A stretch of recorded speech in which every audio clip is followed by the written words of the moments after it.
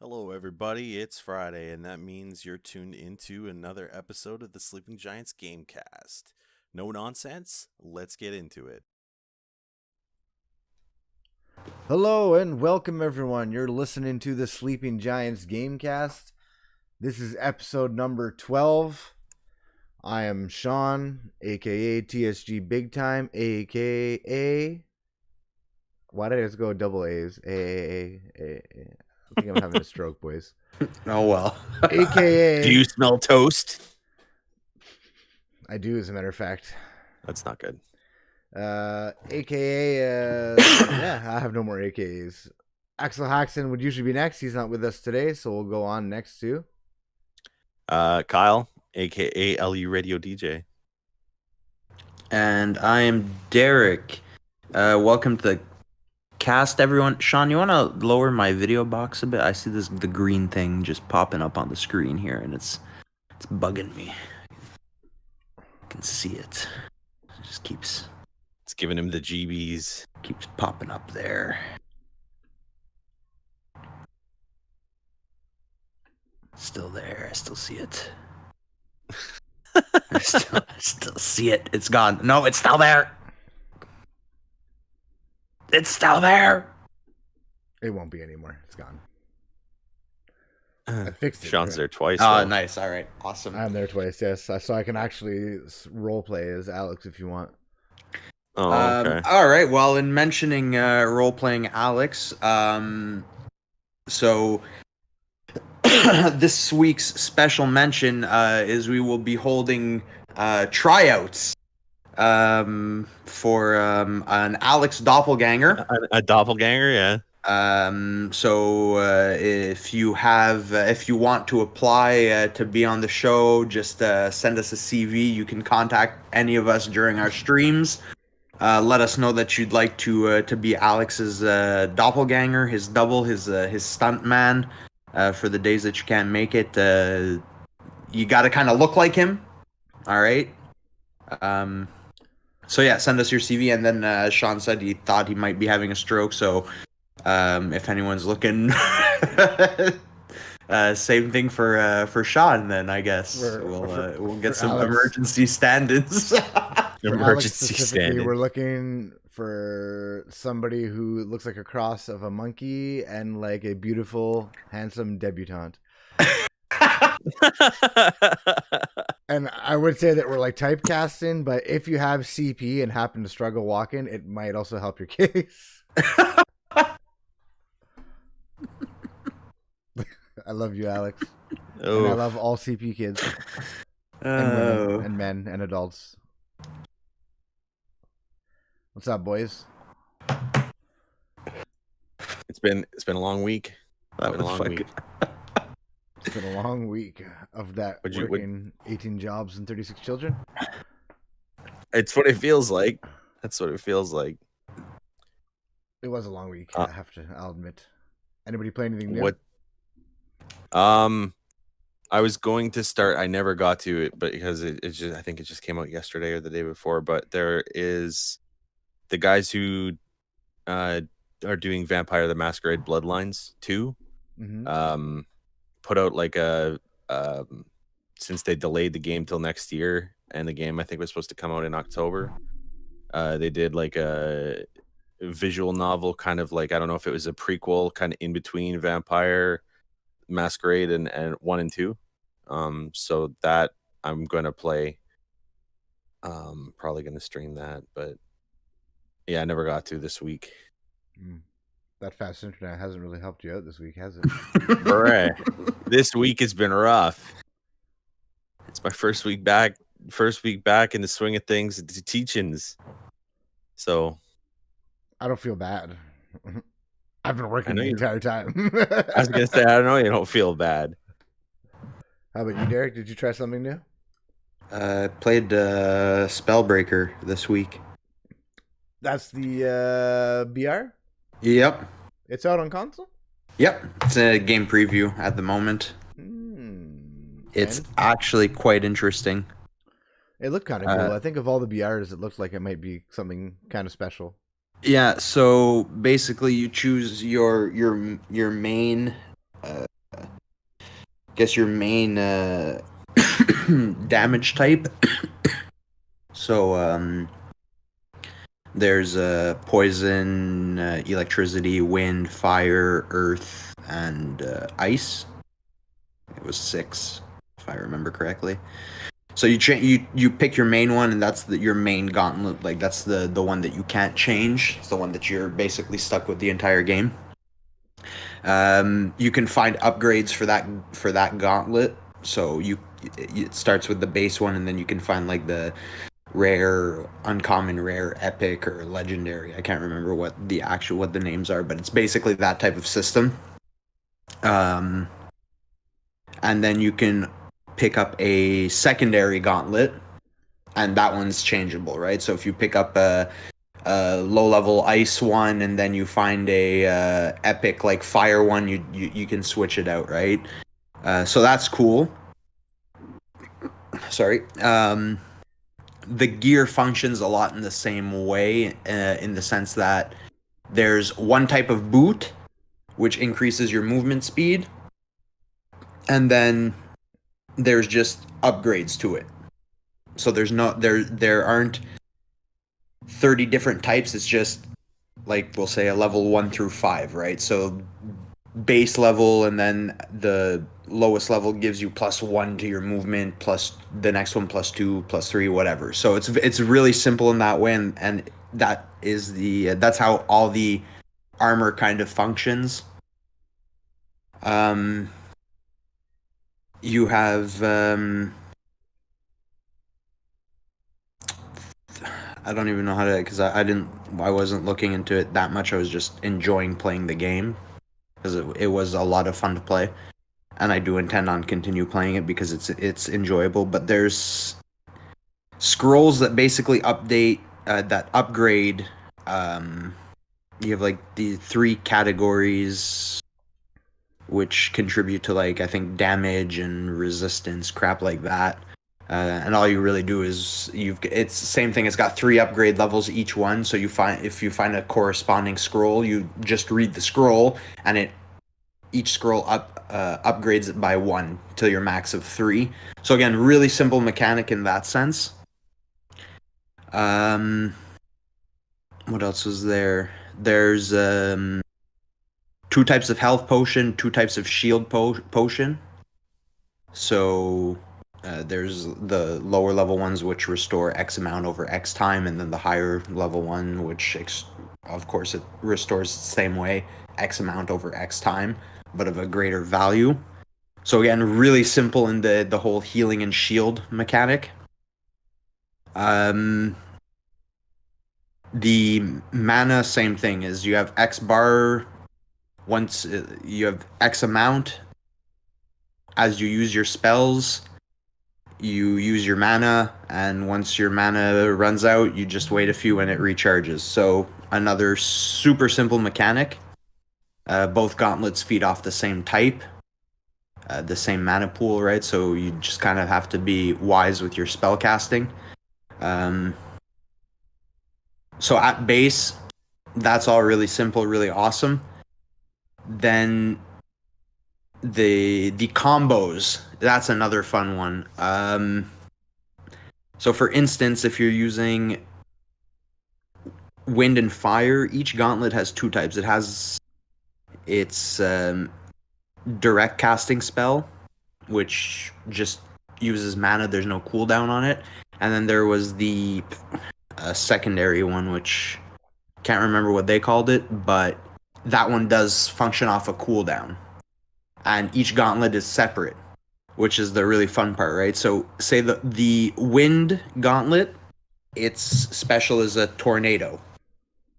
So if you cast this tornado, you have this just a regular tornado. And then if your main is a fire gauntlet, if you just shoot it with a regular fire bolt, boom, you have a fire tornado. That's cool. Yeah, it is. I had poison and something else at one point, and I launched the special poison ability, which is just this big poison cloud, which does damage over time.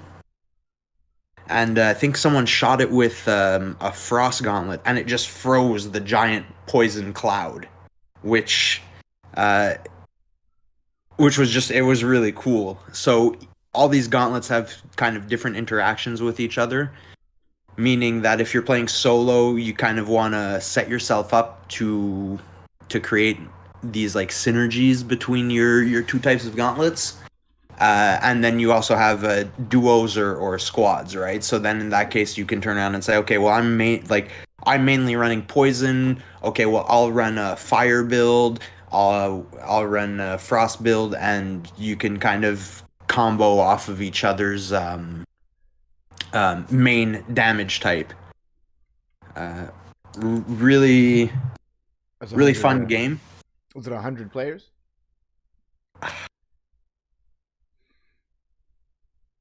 I don't know. If it's a BR, more than likely. It was inconsistent in its player size. My biggest complaint about the game is that the map is a little too big. Just one Oh. map. Huh? Just one map currently. Yeah, just currently just one map, and it's big. There are times where you're kind of I mean, like any BR, right?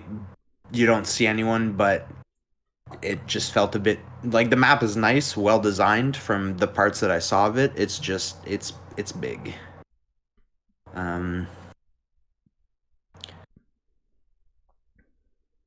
Kind of to the point where I think the first game I played, I won, and I wasn't even aware that I was the one of the last two people remaining. That's because there was an issue. I can't see part of it on my screen because there's no no safety zone adjustment in the menu. Mm.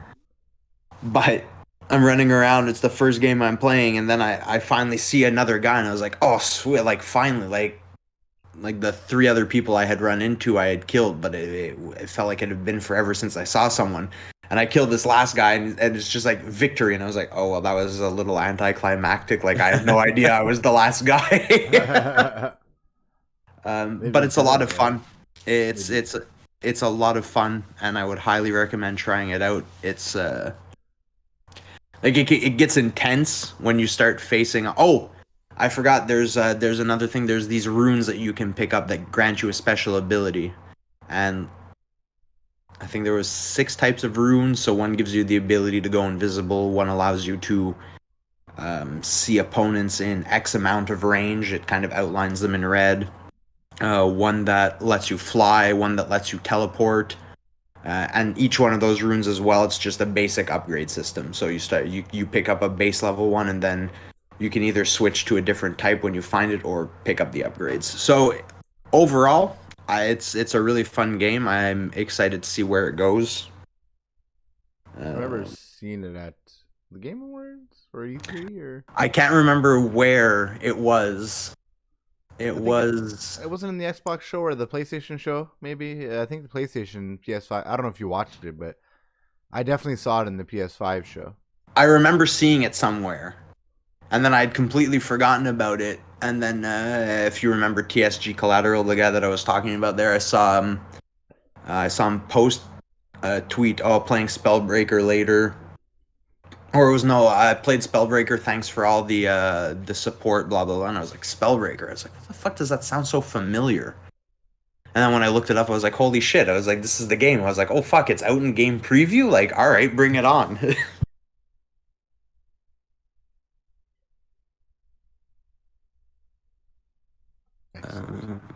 Yeah, no, but awesome game. I would highly recommend giving it a try. Did you play anything else new this week, Kyle? Other than that, I think I just went and kind of looked. It wasn't really a busy week. I did some small stuff. Like I just played a little bit of Tony Hawk, and there you go. Talk about Tony Hawk. I don't own that. Well, they did such a good job with Tony Hawk. I have a lot of it's weird because I have nostalgia for the entire franchise, save a few of the games, right? Like they dropped off at some point really bad. I like really, really bad. Basically as soon as it was like the PlayStation 3 Wii era. Didn't even go Because that long.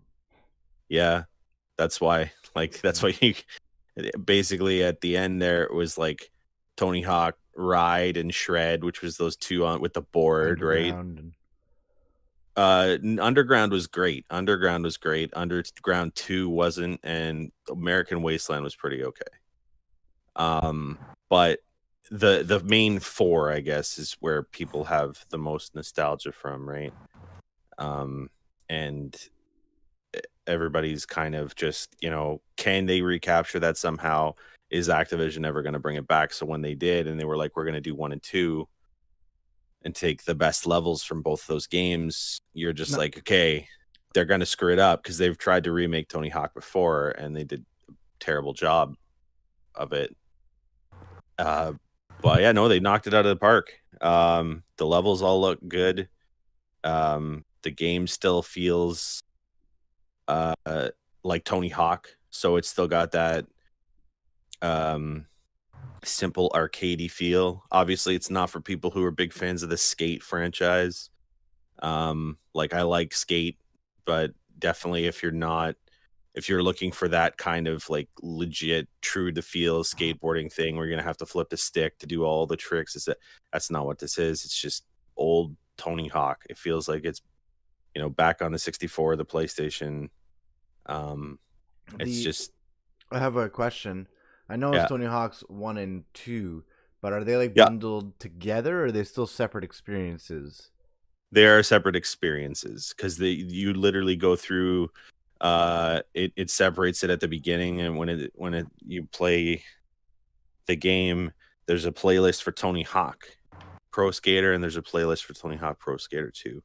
So 2 different campaigns, and then there's a free free skate throughout both. Do you have if you want to make a character for each? No. You can your character that you create, if you create a character, because there's obviously tons of like legit skaters that you can be. You can still obviously be Tony Hawk. You can be Nobody wants to be Bob. that fucker. You can be Bob Burnquist, some of those older guys like that. And then there's some of the newer guys and girls, including Tony Hawk's son Riley and stuff like that are in the game. But we all know that you want to create a skater. That's part of the fun. So yeah, you create a skater at the beginning, and then you can take them through the 2 different campaigns and get stat points for them and level them up in any way you want. And like I have mine set to do a little bit more like grind tricks more than air stuff. Are both games like the same graphics wise? Because obviously, like there was a big difference between Tony Hawk's 1 and 2 graphically. So now in the remastered version, is it basically 1 is a game and 2 is a game? But they kind of, when I say they look the same, I'm not saying that negatively. I mean like it's the same engine, same graphics. Same engine, same graphics. One cohesive product. Like they managed to just take all of the levels and completely redo them in this new engine. So even though it's Tony Hawk 1 and 2, and you're basically playing Tony Hawk 1 and 2, it's not like, hey, we redid Tony Hawk and we redid Tony Hawk 2. It was redid both games, but took all of the levels, fixed them, and then just they're totally. It's like you're playing a new game, but if you remember any of the old levels, it's the same thing. Okay. And one of the nice things too is that they had to. I can't imagine how much trouble this was, but they had to go through a crazy amount of licensing issues to get, I'd say, a good 80% of the soundtrack back, because there's a few things that were missing, but like a good 80 to 85% of the soundtrack is back, and I know that was one of the bigger issues. That being said, I found out that if you want to stream this game, you got to mute the whole soundtrack. Basically, you can put like royalty-free music on in the background, or you can just turn off the soundtrack and just skate to the skate sounds. But you can't have the the thing playing as intended, and it kind of what I thought is it kind of takes away a little bit from the Tony Hawk experience when you don't have the soundtrack going in the background, which is unfortunate. And the only reason I found that out was because like I was gonna do it, but when I found out that I couldn't do it with the soundtrack, I decided against it. I went and watched a bunch of guys stream Tony Hawk, and they all had either royalty-free music streaming through their computer to match up with the thing, or they just had the sounds of the skates hit the wheels, hitting the boards, hitting the things. And I was just like, it's not. I might do it like that, but I don't think so. It takes away from it not having those songs. But very good. Even the Creative Skater, very good. All right. Sorry, I'm just making skateboard noises. They're trying to.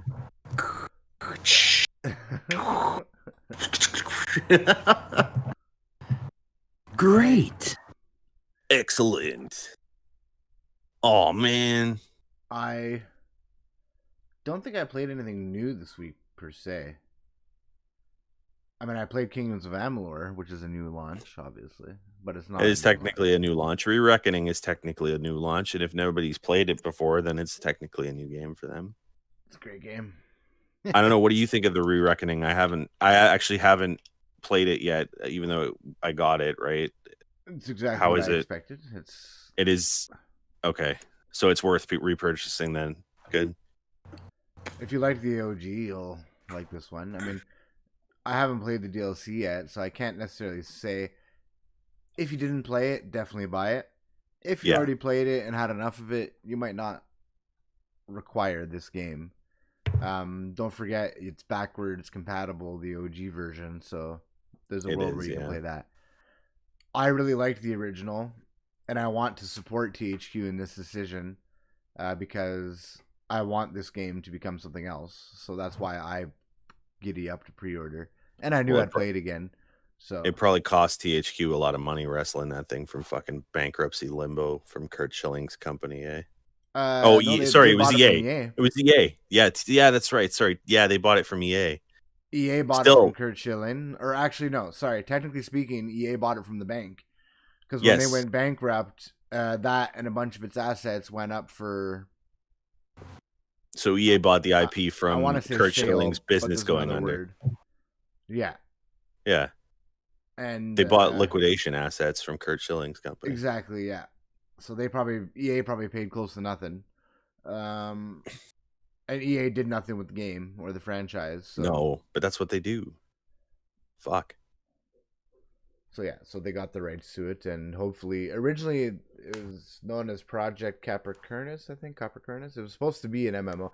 No, after that game, it was supposed to start like a new franchise, and they also wanted to do an MMO in that same world. So I'm hoping THQ and the people who worked on this remaster, sorry, it's not a remake, that they get what they need asset wise and fund wise to continue that. It's a great game. If you haven't played it, I strongly suggest you play it. While there are some dated aspects, the combat is still as good as it was then, and it's so fluid. Like, there's so many things that I forgot too. Like, I was trying to explain to Alex that it is kind of like a deeper, more serious Fable, but looks a lot like Fable at the same time. Like, it does look a lot like Fable, yeah. I don't think you played this, Derek? No, I've never played it. Yeah, so think about this class system for a second. Like, just how the RPG elements work. It's kind of interesting because most RPG systems, you go down your tree or whatever, and you don't necessarily always feel the consequence, so to speak, of going down that tree. The consequence, not the consequence, but the rewards of going down that tree. Sometimes you're like, oh, okay, my first 2 skill points, cool, I got 1 new ability or something like that.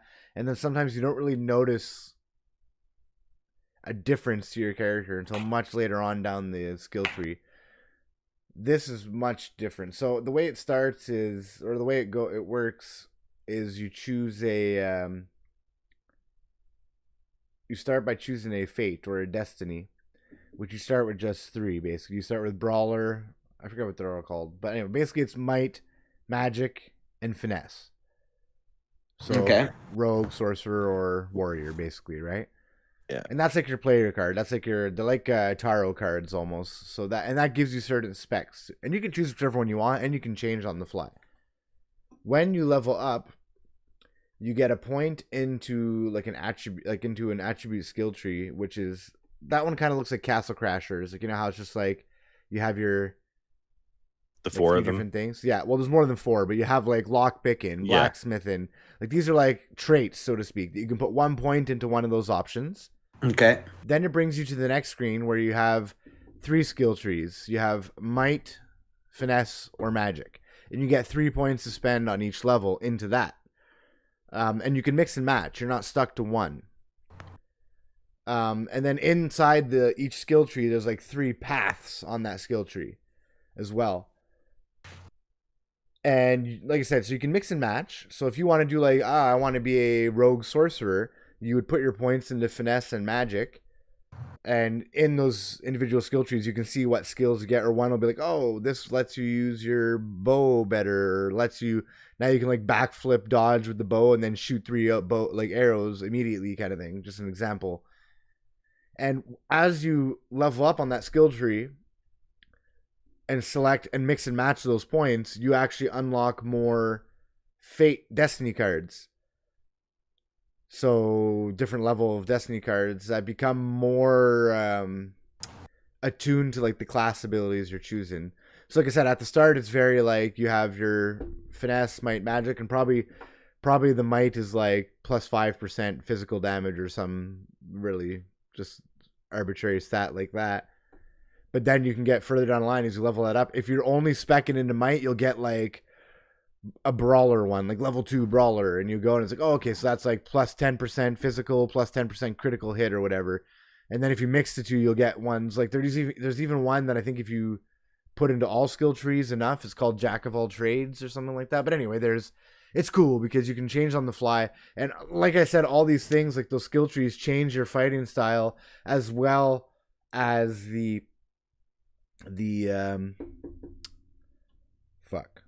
as well as the weapons. Like the weapons that you use also changes the fighting style. And as you level up on the skill tree, you can do you'll like unlock different combos or attacks or abilities, because that's the one thing I left out. Is there's also the abilities when you hold right trigger that like magic spells. Right now I have set to mine, I have like an electric bolt. Okay. I have a trap, a freeze trap. Does that make sense? Yeah. A freeze trap. Yeah, a freeze trap. Yeah. A freeze trap that I put on the floor. Sense. I can put down 4 sense. at a time, and when an enemy steps in it, they get frozen and like take cold damage for a few seconds. I have one that's like it's like a rogue move where you like throw dust in their face or whatever, and they like kind of get not necessarily stunned. Pocket sand. It's basically pocket sand. Its use is very like limited, but it can work. And then I also have a fucking scorpion get over here. So the way that the combat works is, like I said, I'll like equip. I have a greatsword and I think daggers equipped right now. So the greatsword is like 2-handed, like massive hits. I'll like knock this guy up into the air, almost like Mortal Kombat. You knock him up into the air, switch to the daggers because it's basically one. But like to use my greatsword, I set it to Y, so you press Y. And the way that the combos work is you don't have to memorize like button presses, so to speak. Like there is like, oh, if you hold left trigger with your shield and then press Y, I'll like swing over my shield and like do like a forward flip and do like a giant, like almost like a jumping downward slash. Otherwise it's basically based on like time presses. Like instead of doing Y, you can do like Y, like with a little pause, and it'll change like the move set. So it's very simple but deep at the same time. So you throw the guy up in the air, switch to your daggers. While he's falling, you stab him a bunch of times because you're super fast with the daggers. Then I like slash him one more time with the greatsword, and he flies up again. And then I use my fucking get over here spear and pull him back to me and electrocute him. Like, it is so much fun, that combat in that game. Even everything, the combat is great, and like it's just great. If you haven't played the game, I suggest playing it. And if you don't want to buy get it, those cool. you do get those cool names as your thing changes. Like you remember how you brought up the fact that it's like uh fucking warrior, rogue, and mage, and then Mhm. it changes to like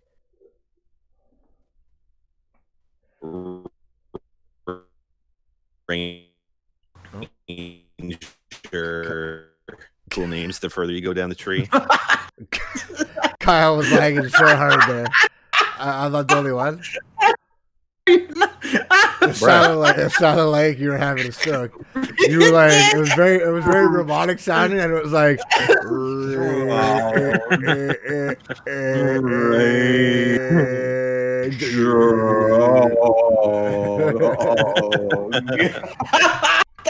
Fucking terrific. but yeah, it's a system that really explores like it explores. I was trying to say it rewards exploration of It like your does. skill tree.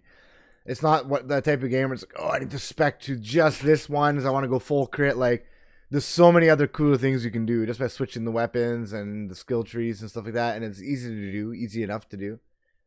If you don't have it, it's just buying it. And if you don't want to buy it, well, as far as Derek goes, we'll eventually trade our Game Pass, and you should give it a go.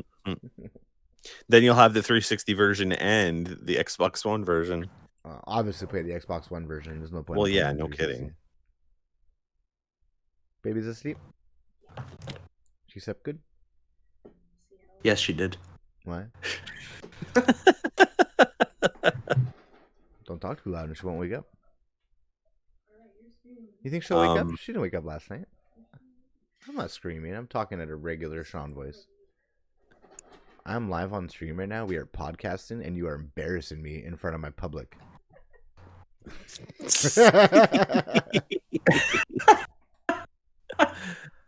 I think that was the only new game I played. I didn't really play many more games this week. It's been a long week for me too. You've made this game sound very interesting, I must say. It is. It's got a cool story too. It's like I said, if you can get past the fact that it does look a little bit dated, like they made the game look better for sure. But I've always the been guys a fan involved like with that Fable style. Like I can still go play Fable Anniversary or even OG Fable, which looks way worse than this, I might add. it does. Oh my god, it does. And I'll still have a blast.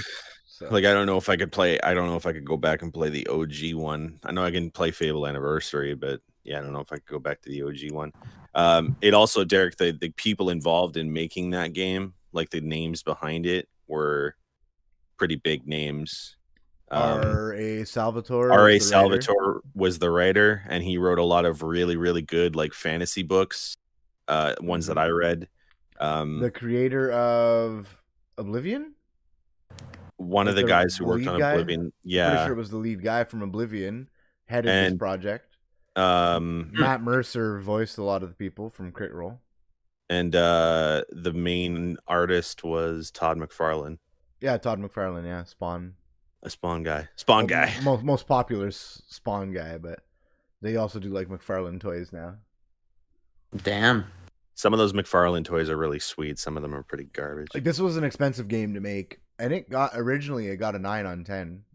It was like a call. Yeah. But they Kurt Schilling, the baseball player guy, took out a loan from Rhode Island, and it was like absorbent amounts. I think he had to sell. I forget what I think they had to sell 100 million copies to make back the money.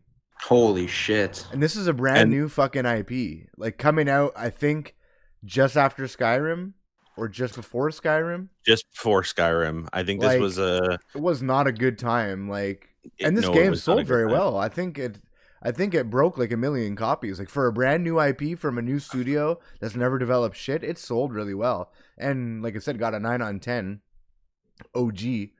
But you can't, that's just a poor business decision. You can't take a loan like that and be like, our brand new IP, 100 million copies. Like, come on, man. You got to be a little more realistic. Oh, no. It did come out after Skyrim. It came out in 2012. Skyrim came out in 2011. And what was the thing here? it was released to good reviews. And what's the... Oh yeah, it had that fucking online pass thing. That was a big issue at the time. Yeah, What online pass? it had an online pass, it says, and gave you some free of the DLC stuff with that online pass. A season pass, you mean? Oh no, it was, remember when it was those day one DLC cards. Sorry, that's what it was. You remember those? The ones that you got in the cases day one. We still have them now, but like, you remember when you back in the day you used to open them up and it was Commander Shepard's like armor in the game. You remember that? Yes, but it wasn't day one. I think it was if you pre-ordered it. If you pre-ordered it, or if you had Mass Effect or something like that, you did. You got, and yeah, there was that chest in the world, which is still there actually, and gave me the Shepard. Gave me all those items. It did? Yep, Nice. I got all those items. I don't know if it somehow knows that I had those games originally, or if it just gives that to everyone. I assume at this point it just gives it to everyone. You having issues, Probably, Derek? yeah. You all right? Discord is just being weird and trying to switch my microphone input to a webcam microphone input, and I'm not sure why it's doing this. I've never seen this happen before. Just tell it to SDFU. But yeah, it's a really fun game, and you can get lost in it for a long time. I'm just gonna wait for Derek to have himself set up there before I break the beautiful news we're about to break. Oh, on March, this is the sales thing. March 10th, 2012. It was projected to have sold 333,000 physical copies in the US. Kurt Schilling tweeted that it had sold 1.2 million by 90 days. But Rhode Island governor claimed that it was a failure because it needed to sell 3 million copies to break even.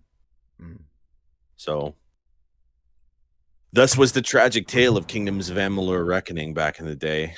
And I was really glad, like Sean was, when they were like, oh yeah, Kingdoms of Amalur's coming back with a new DLC so I just too. have to switch to the integrated cam for now. Also, just want to mention a good thing to mention when you mentioned release dates were the actual dates, considering Skyrim released November 11th, and then Kingdoms of Amalur released February 7th. Yeah. Like, that's 3 months apart. Yeah, you can't expect to compete with something like Skyrim at that point when people are probably still balls deep in Skyrim. Yeah. It would be like them comparing, I think it was Halo.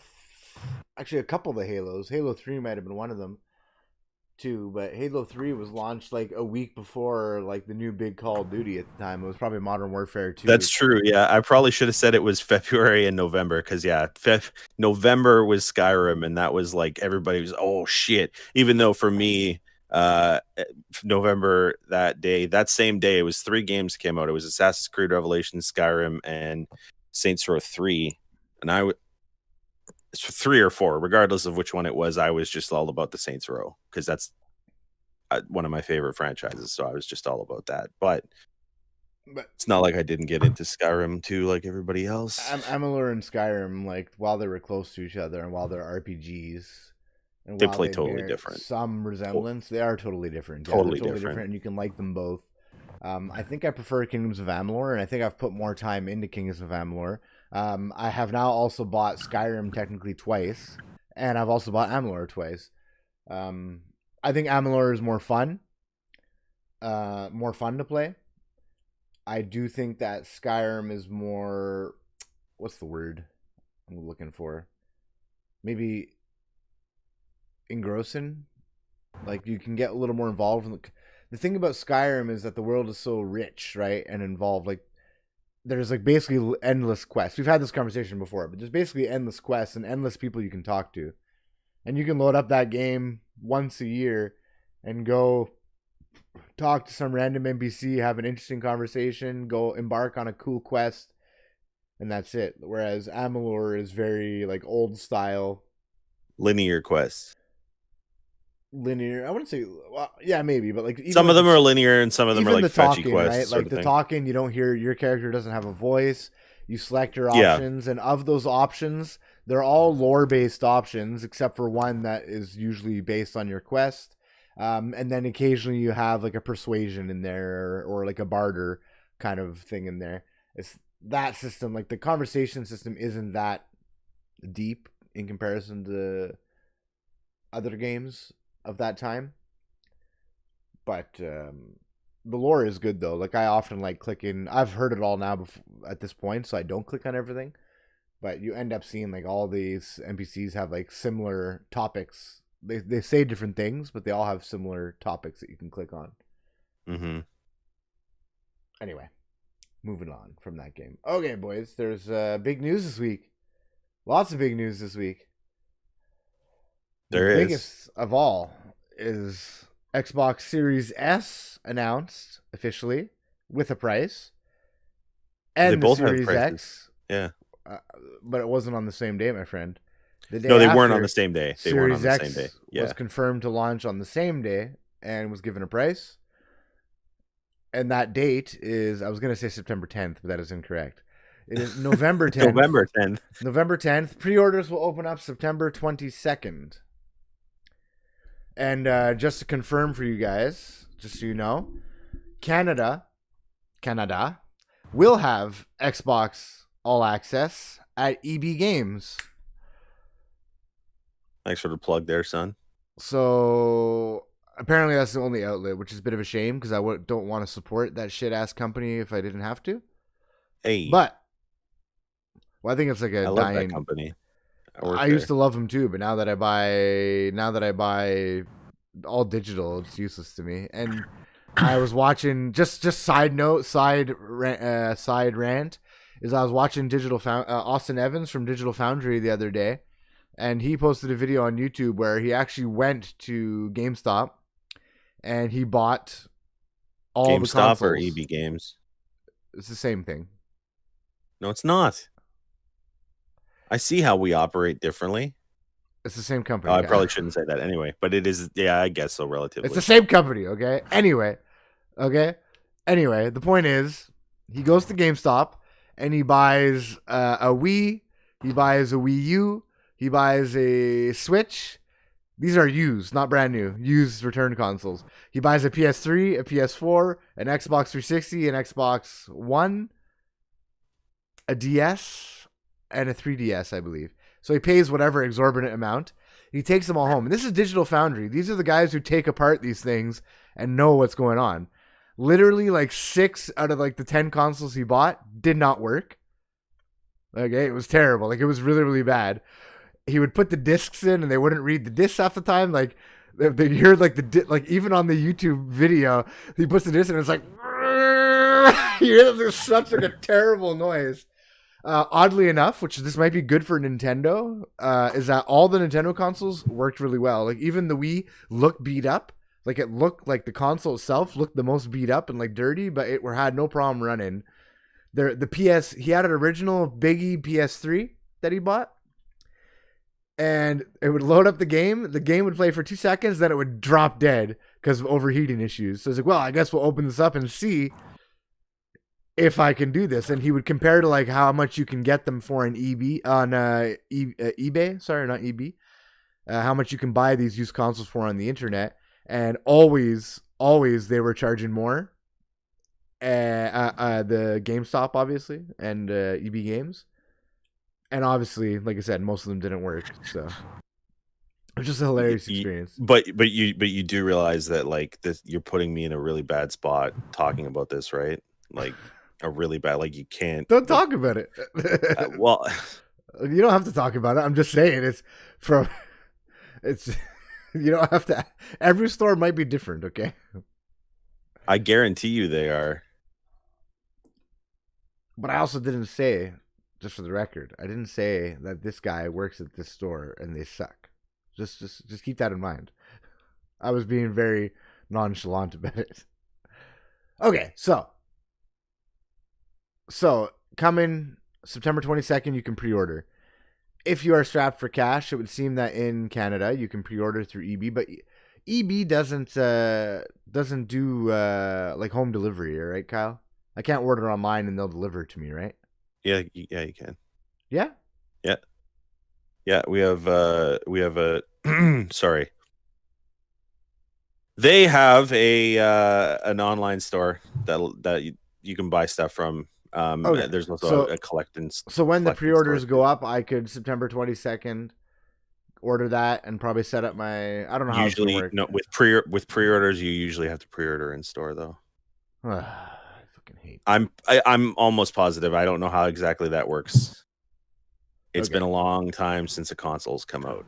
So maybe I won't go with the payment plan because that would be awesome. It would just make it easy. But yeah, so they announced the Series S at $299 US dollars. $299 US, $299 and the US, which is what yeah, three? I think it was 390 $399 Canadian. 399 Canadian. Yeah, So it'll be $379 Canadian for the $379. S, Okay, and $599 for the $599 for the X. Okay, What do you guys think that's about those not bad. prices? Well, we've already discussed this, and I can remember someone getting completely shat on for saying like $700. Fair. Who shat on who? Was it me? Did I shit on somebody? I think everyone in general shat on the one person who said like $700, and I think said the probably re- $699. Yeah. and the rest of us were within range.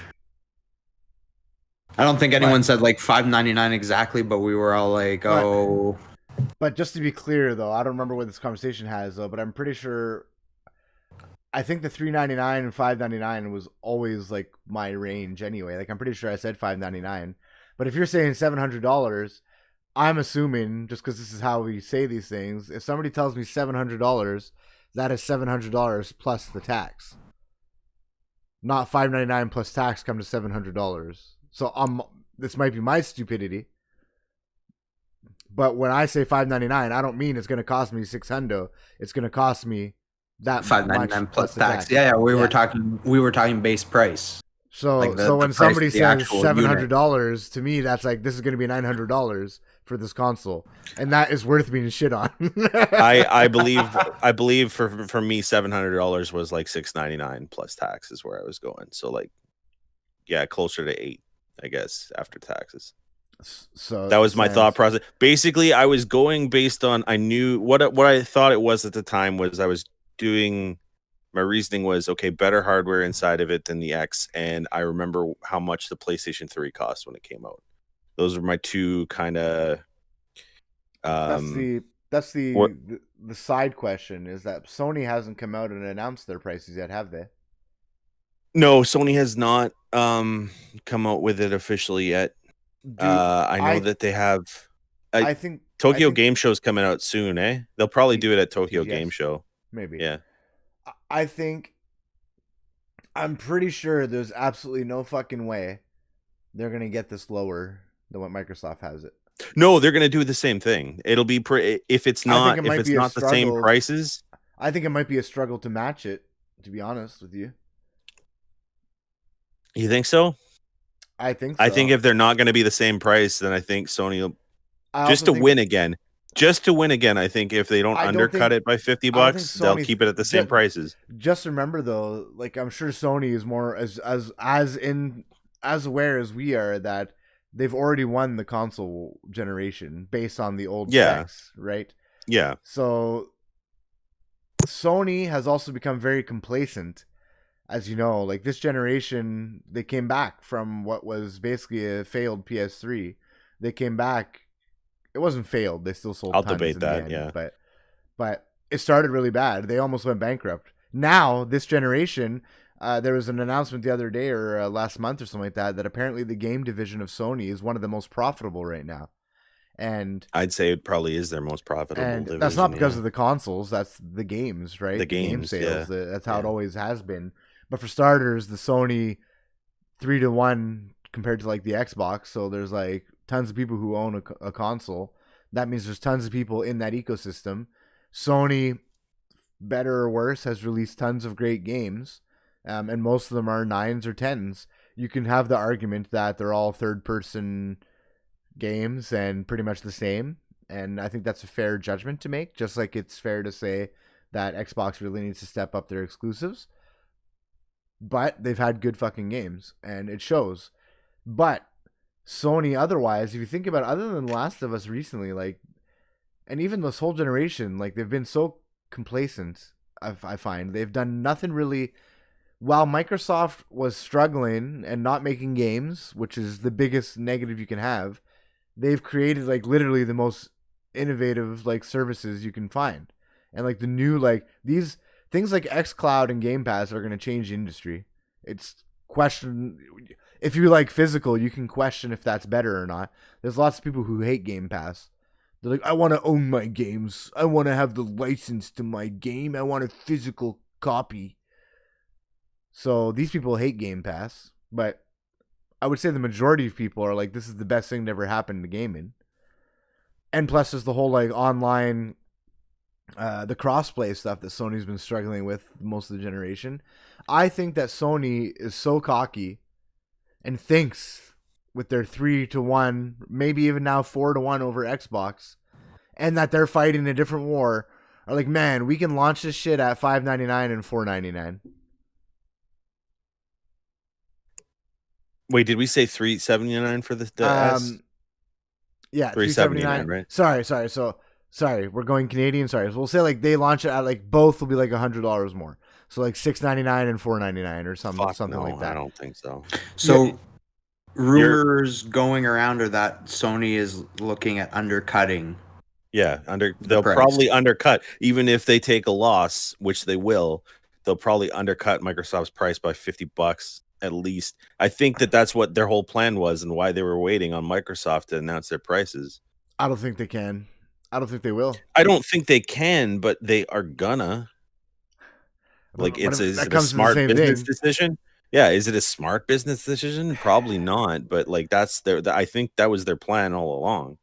Now that Microsoft's tons of like accountants are red flagging that, like, no man. Like, I know that they don't make profits off the consoles, but you can't sell it at like a huge loss. But here's what I think. Okay, I think that they will at least the base the full. The difference here too is that the PS5, both of them have the exact same specs, if I understand correctly. Just one does not have a disk drive. Yes. So that's completely different than what Xbox is doing, right? Xbox is a different shape, different size, different color, half the amount of memory, is only 4K upscale, not actual native 4K. So it's still a powerful console, but it's not the Series X. And that's what's making it able to put it down at such a low price, $379. The Series S is... Sony is not going to get lower than $379, guaranteed. I can promise that now.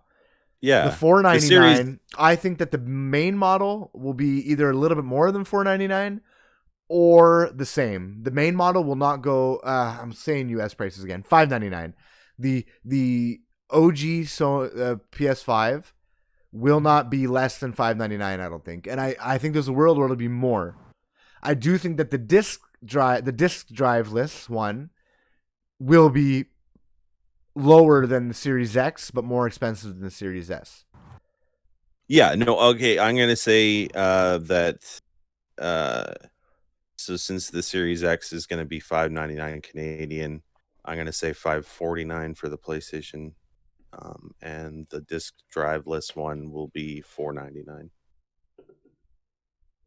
To undercut by $5 or $50 for the main console, and then their secondary console, since it's just a disc drive that's missing, it's just going to be a $50 difference, same thing. So basically the same price as a Pro for the disc driveless one. I'm gonna say, and that's pretty much what the Series S is. It's, as far as like for the 4K abilities go, it's running the same kind of as a Pro, right? Am I taking away from that, right, Sean? What did you say what the 4K was on the S? It's 1440. It's 1440 4K up res, so it's not native 4K. Okay, so then that's like a Pro, and it's also it's like 515 gigabyte hard drive as opposed to the 1.1 terabyte or 1.2 terabyte that is the Series X. but it is supposed to be the digital console. Now, here's what I was thinking too. At first, I was like, man, for guys like us, that's kind of useless. It's useless. This is for like the casual gamer.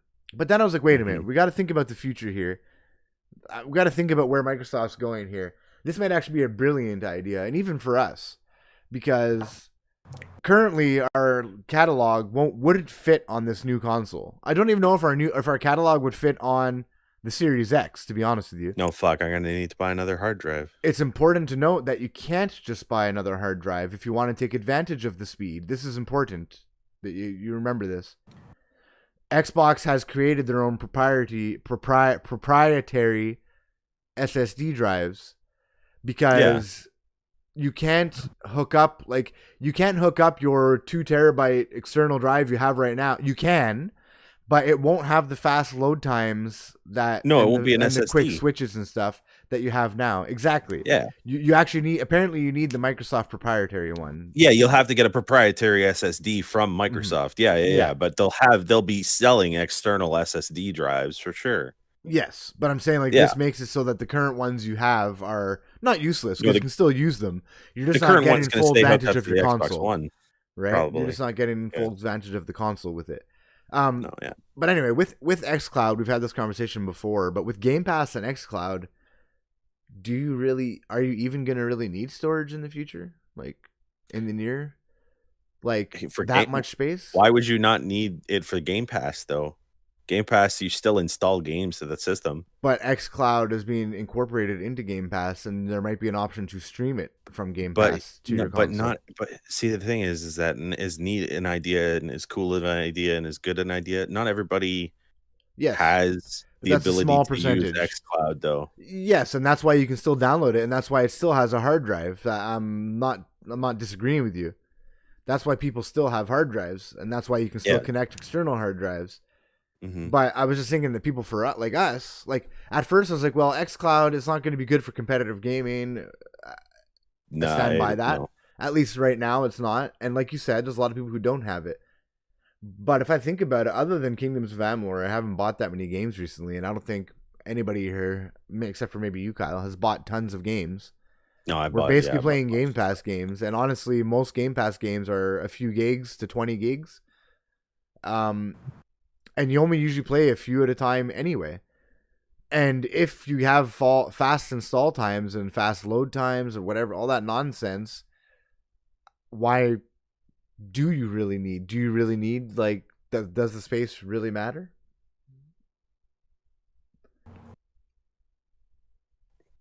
Just based on this console, I'm going to say that probably it'll still matter for me. Especially depending on how many of these games, because they're all supposed to be backwards compatible, right? There'll be so many of those ones that I have to digitally upgrade, like Cyberpunk and fucking Dead by Daylight and Assassin's Creed Valhalla. And I'm pretty sure The Witcher. What else is Rainbow Six is getting a free 4K digital update. Nobody cares. Nobody even cares about that. Don't bring that up. Talk about everything else about that. I literally saw that message and I was like, nobody fucking cares. I'm sure they'll do that with Red Dead Redemption as well. Madden, I know that I have because it's already in my library. It's trash. It's trash. You don't think so? No, Red Dead won't do that. Rockstar is greedy motherfuckers, and they can afford to charge you for another full game. Oh shit! They are.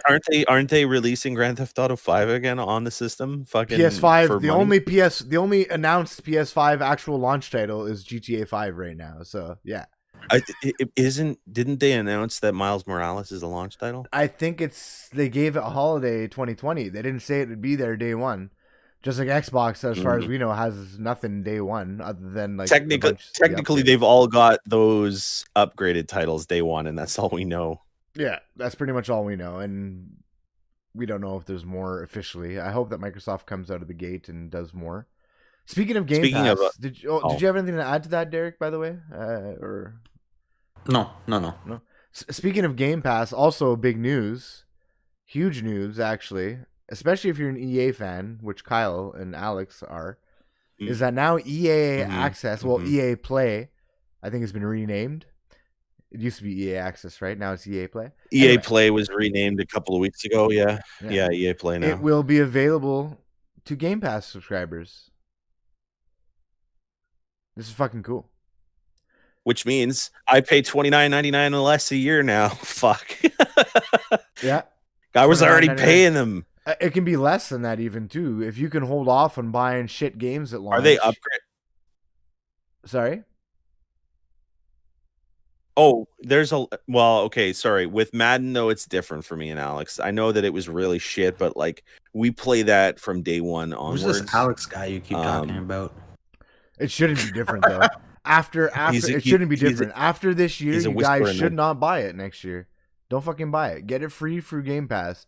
Do yourself a favor. Do the future. It won't be free. Your wallet. It won't your be pocket. free till like after the Super Bowl though. So, play the old one that you had. We might. That'll hopefully will be better. It comes out like 3 or 4 months hopefully after they'll launch. Do something usually. to this. They get usually they drop into the vault like 3 or 4 months after they've launched. Especially the sports games are usually pretty quick. No, not the sports games. The sports games, what I've noticed is that it's always with Madden, they always drop it in the vault after the Super Bowl. With hockey, and the Super with Bowl hockey and basketball, not basketball because Super Bowl's when in October. February. Oh no, that's February. Cup is in October. My bad.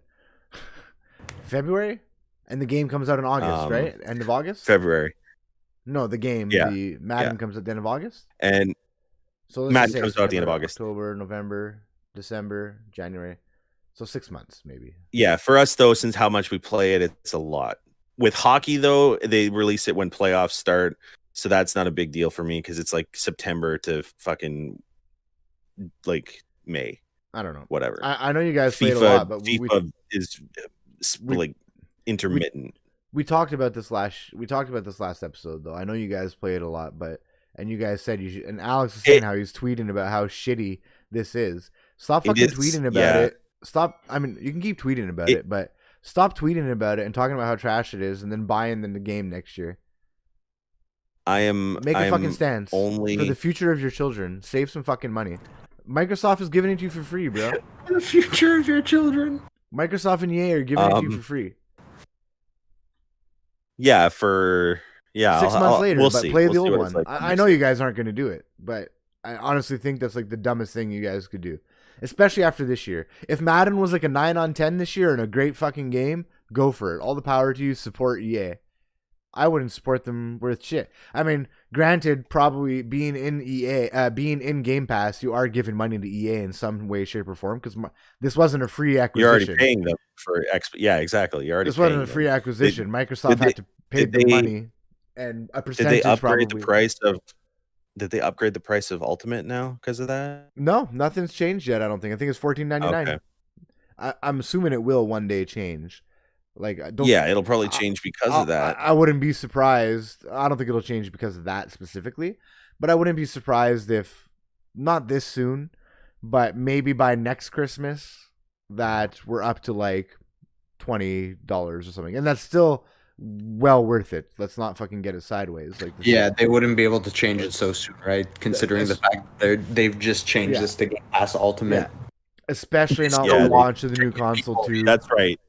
Yeah, you're right, Derek. With them just having changed it to Ultimate, just incorporating gold, then suddenly incorporating EA Play and then upping it again. I think Netflix. When Netflix, I got 3 months for free when it first came to consoles.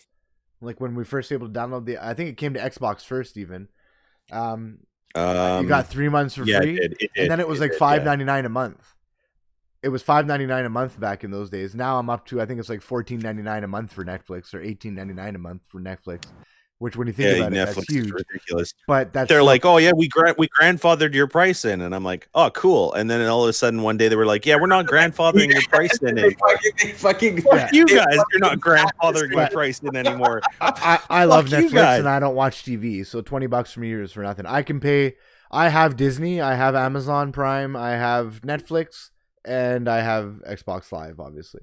And but EA's delivery service is already.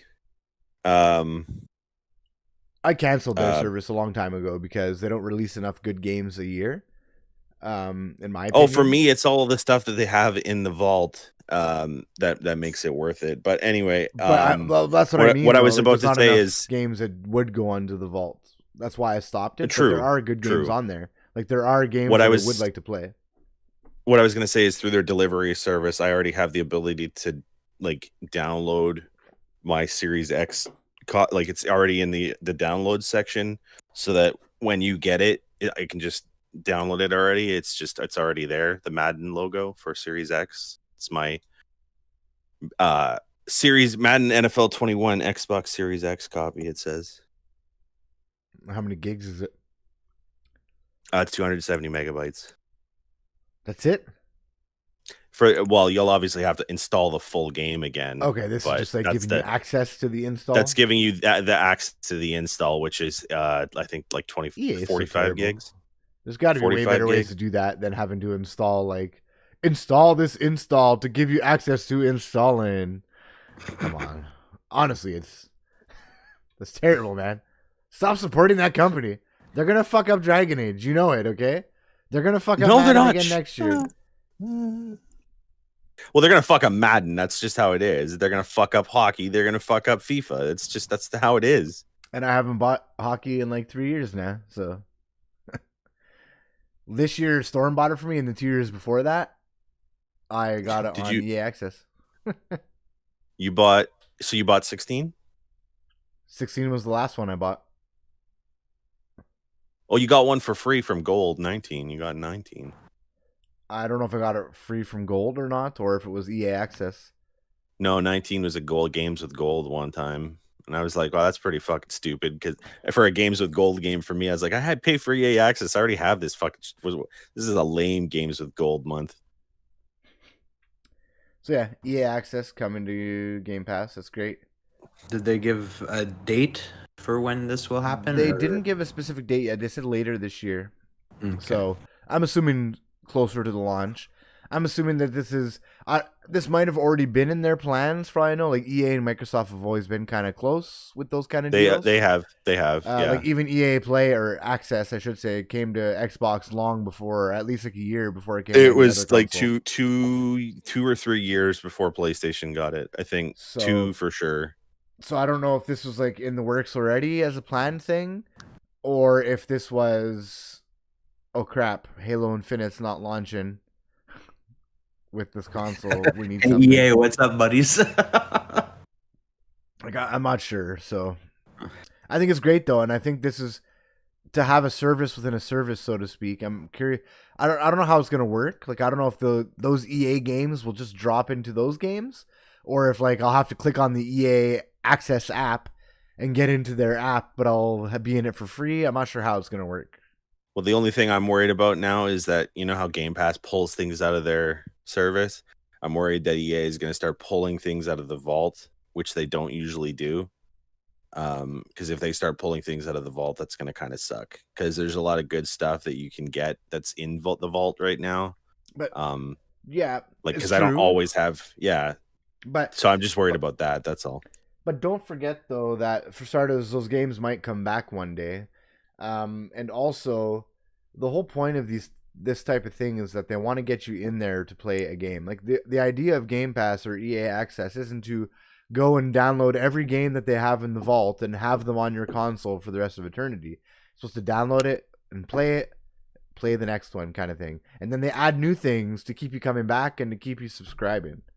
So it makes sense that they take it out, and they don't need to keep it in there. Like if it saves them money, it sucks if I missed out on something. I can agree with that, but like there's over 100 games on Game Pass, and if I missed, like, you know, they're not all worth playing. There's tons that are worth playing, but like I missed out on Devil May Cry 5, and I'm sad because I started playing. I'm like, this is pretty cool. I remember Derek was watching me play the stream of it, but I only did like the first 10 minutes of it. It looked cool. I'm like, man, this is gonna be cool. And nothing. Like unfortunately, was got removed. Gone. honestly, if you thought it was cool, like it does get better. So I'd say like pick it up next time it goes on sale or some shit. If you want to finish it. But so I understand your fear, but that's part of like the service, you know, kind of like Netflix too, is that shows have to come to an end. They can't go on forever. Some things get pulled and they put new things in. The idea is to put new things in to keep you coming back. Um, I don't really.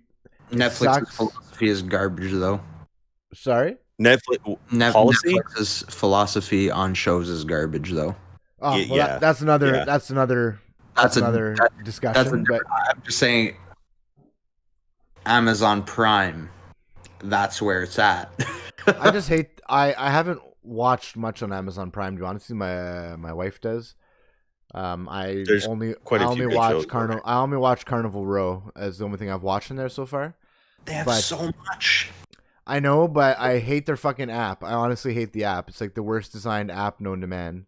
It is really messy. It is really horrible. But Like, goddamn, they have a bunch of shit, and it's fucking awesome. I'm sure there is. Like I said, I can't even debate that. It's a turn off to me to have to turn on that app and to scroll through things. It's terrible for me, honestly. And I have a Fire Stick too, and I'm like, oh my god. I'm like, you guys are so awesome. Your website is so good. Your delivery service is so good. You do all these things so good, and you can't fucking design a website for fuck's sakes. An app that scrolls through properly and organizes videos nicely. Yeah, even their Prime Music it's a garbage app. It's funny. Yeah. I have Like, free you get it access for to that. free, you get it I have free Yeah, access to that. exactly. And I've never I use used it it. for like 8 songs, and like I'm like, oh fuck this, back to Spotify. Like I can't find these on Spotify Yeah. or they're on Amazon. All right, I'll Yeah. download them there. And when I feel like listening to those like 8 songs, I open the Amazon Prime Music app, listen to them, and then close it. And I'm like, all right, back to Spotify. I love the Spotify app. It's so easy and it looks nice and it's clean. I haven't tried the Amazon music one, but It's a mess. It's a mess. Because of my experience with their movie app, I was like, nah, I don't know about this. Spotify's so freaking good. Yeah, Spotify is great. So remember how I mentioned the whole Ultimate Edition of Control upgrade there? Yep. So there news on that. So they caught a bunch of backlash, as I assumed that they would. And then they kind of released a statement saying, I'll be right "Yo, back, boys.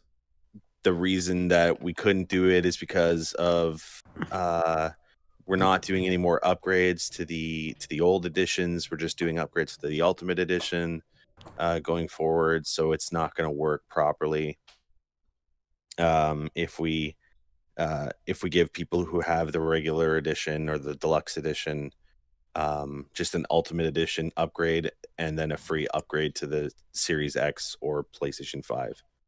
And I guess the day that the Ultimate Edition launched, which was a couple of days ago, anybody that had the digital deluxe version was upgraded to the Ultimate Edition, which shows that they could do it. And everybody was like, "Oh, awesome, cool. We got the Ultimate Edition, which means we're going to get our Series X upgrade or our PlayStation 5 upgrade." The next day, they took it down, and it was the deluxe edition of Control again. And then they were like, "Yeah, you got to buy Control Ultimate Edition if you want it." So that was rough times. So they really want you to buy that game again.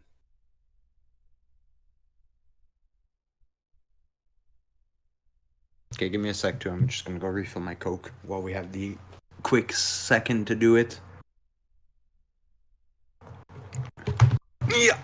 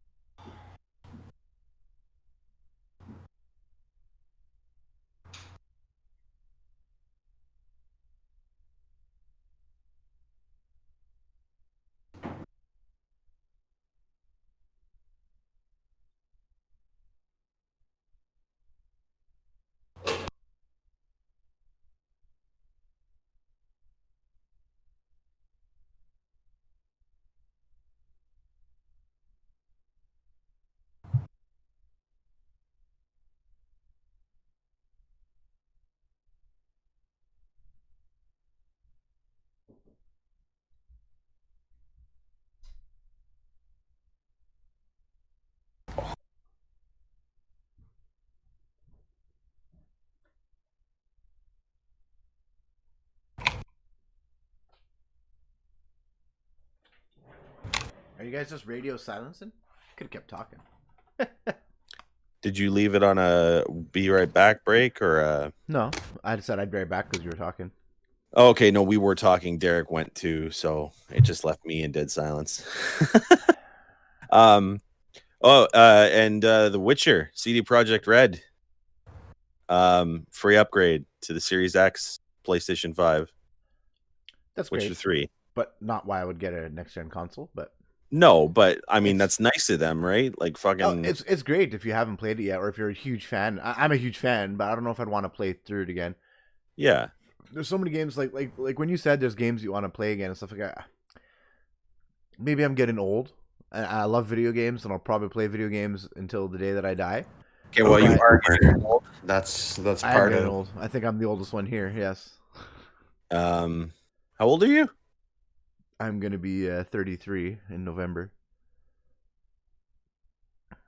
Okay, you're older than me by like a month, 2 months, I guess. That makes me older than you, Kyle.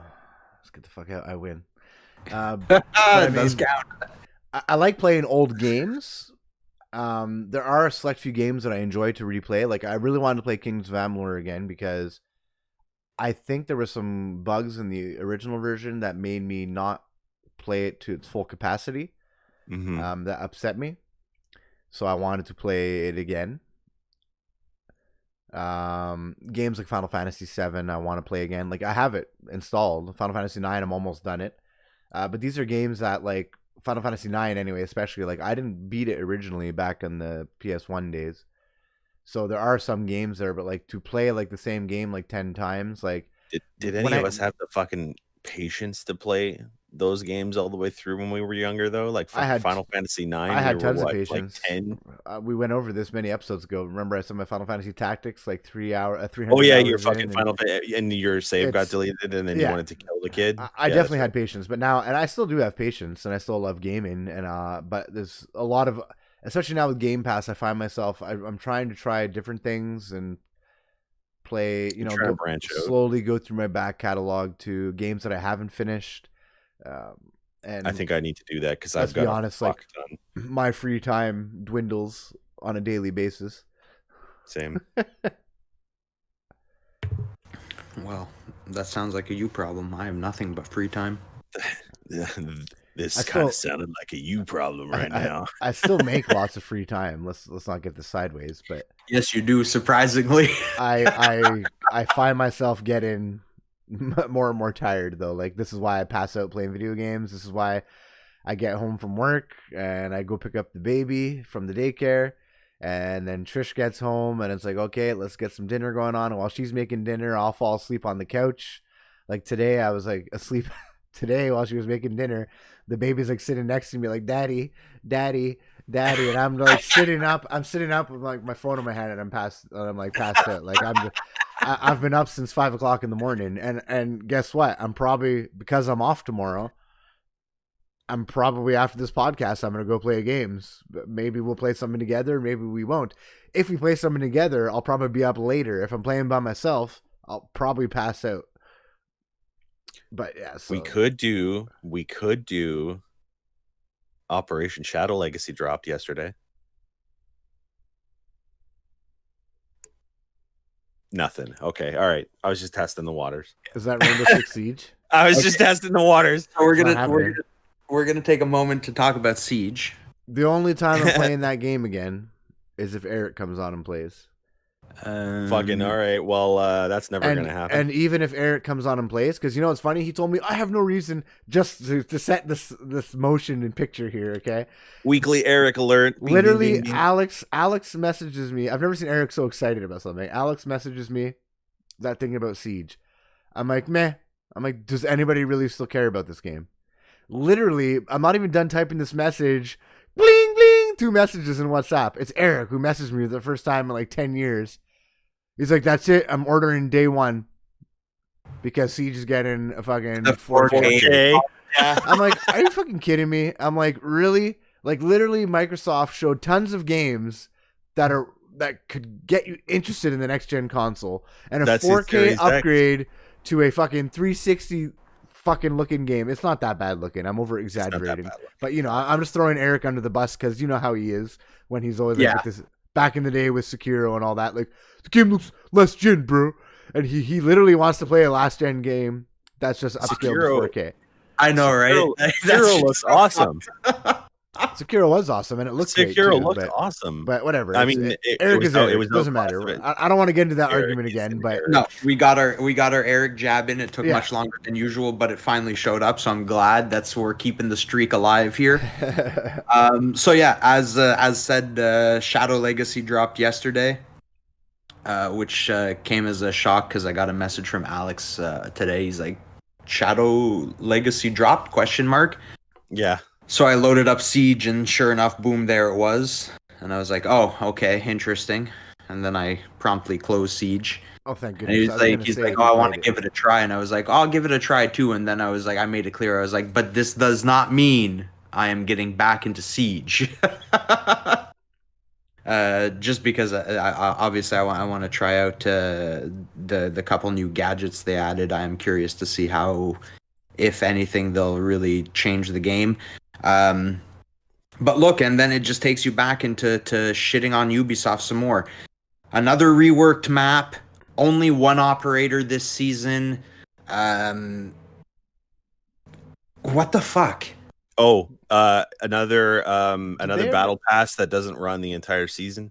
Yeah, another fucking short ass battle pass. It's like 32-day battle pass. Like, what are you? Every other battle pass entire is the season. length of the season. Yeah.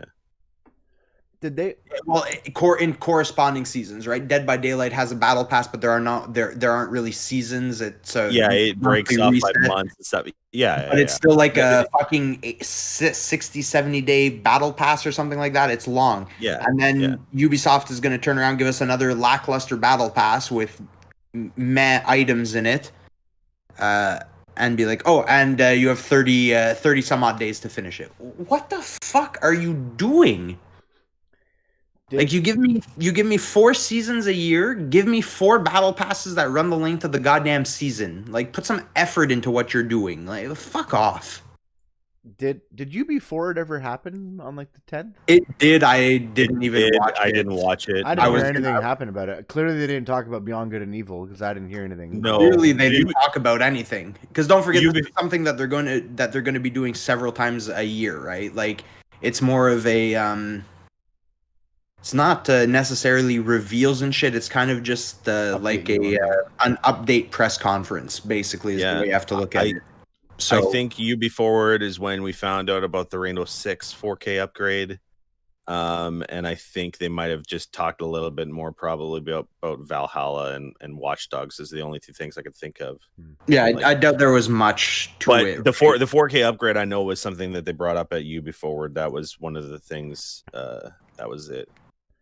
Let me be clear on Siege here too, though, just so we can get this out of the way. And I'm sure Derek probably feels similar, maybe not, but this is how I feel about Siege, okay, or at least about the idea of playing Siege.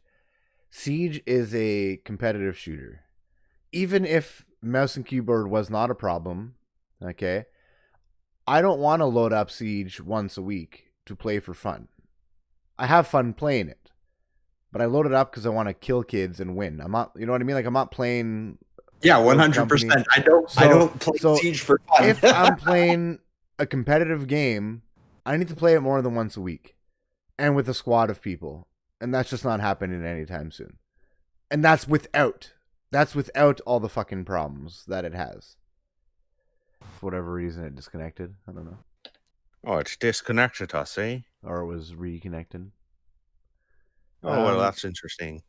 I have, so, I know we talked about it in the past, but now that we have the prices of the consoles, or of the Xbox consoles, are you guys, we're going to say this is a little more detailed quick cue, but are you guys more interested in the Xbox now? Are you going to get one at launch? Are you going to get the X or the S? And... okay, we'll start with that. I have other questions after, but I had always intended to get both of them at launch, and I know you're probably just gonna call that I'm a sucker on both of that, but like I was gonna get both of them at launch regardless. And it will be the X. Just because even though I do have it in comparison to the PlayStation, much more substantial digital library than physical library, I do still have enough physical Xbox One discs that I might need to keep them for the backwards compatibility upgrade aspect thing. But even though my I'd say it's a 60-40, maybe 70-30 library now, I'd still need that one. And the hard drive being bigger is a little bit better too. So, and the native 4K. So yeah, the X. Day one? Or you're gonna try for day one? Try for day one. Ish. Your mother was a hamster. She was. She ran all night on the wheel.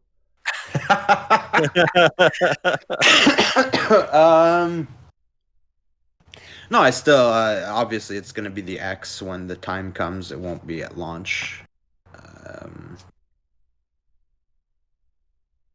When? I don't know. We'll see. We'll see how, job and work and all that go. I hear the Walmart LaSalle is hiring. Just saying. Yeah, I gotta start. I'm gonna start looking into that stuff. Yeah, that's the one you're at now, Sean.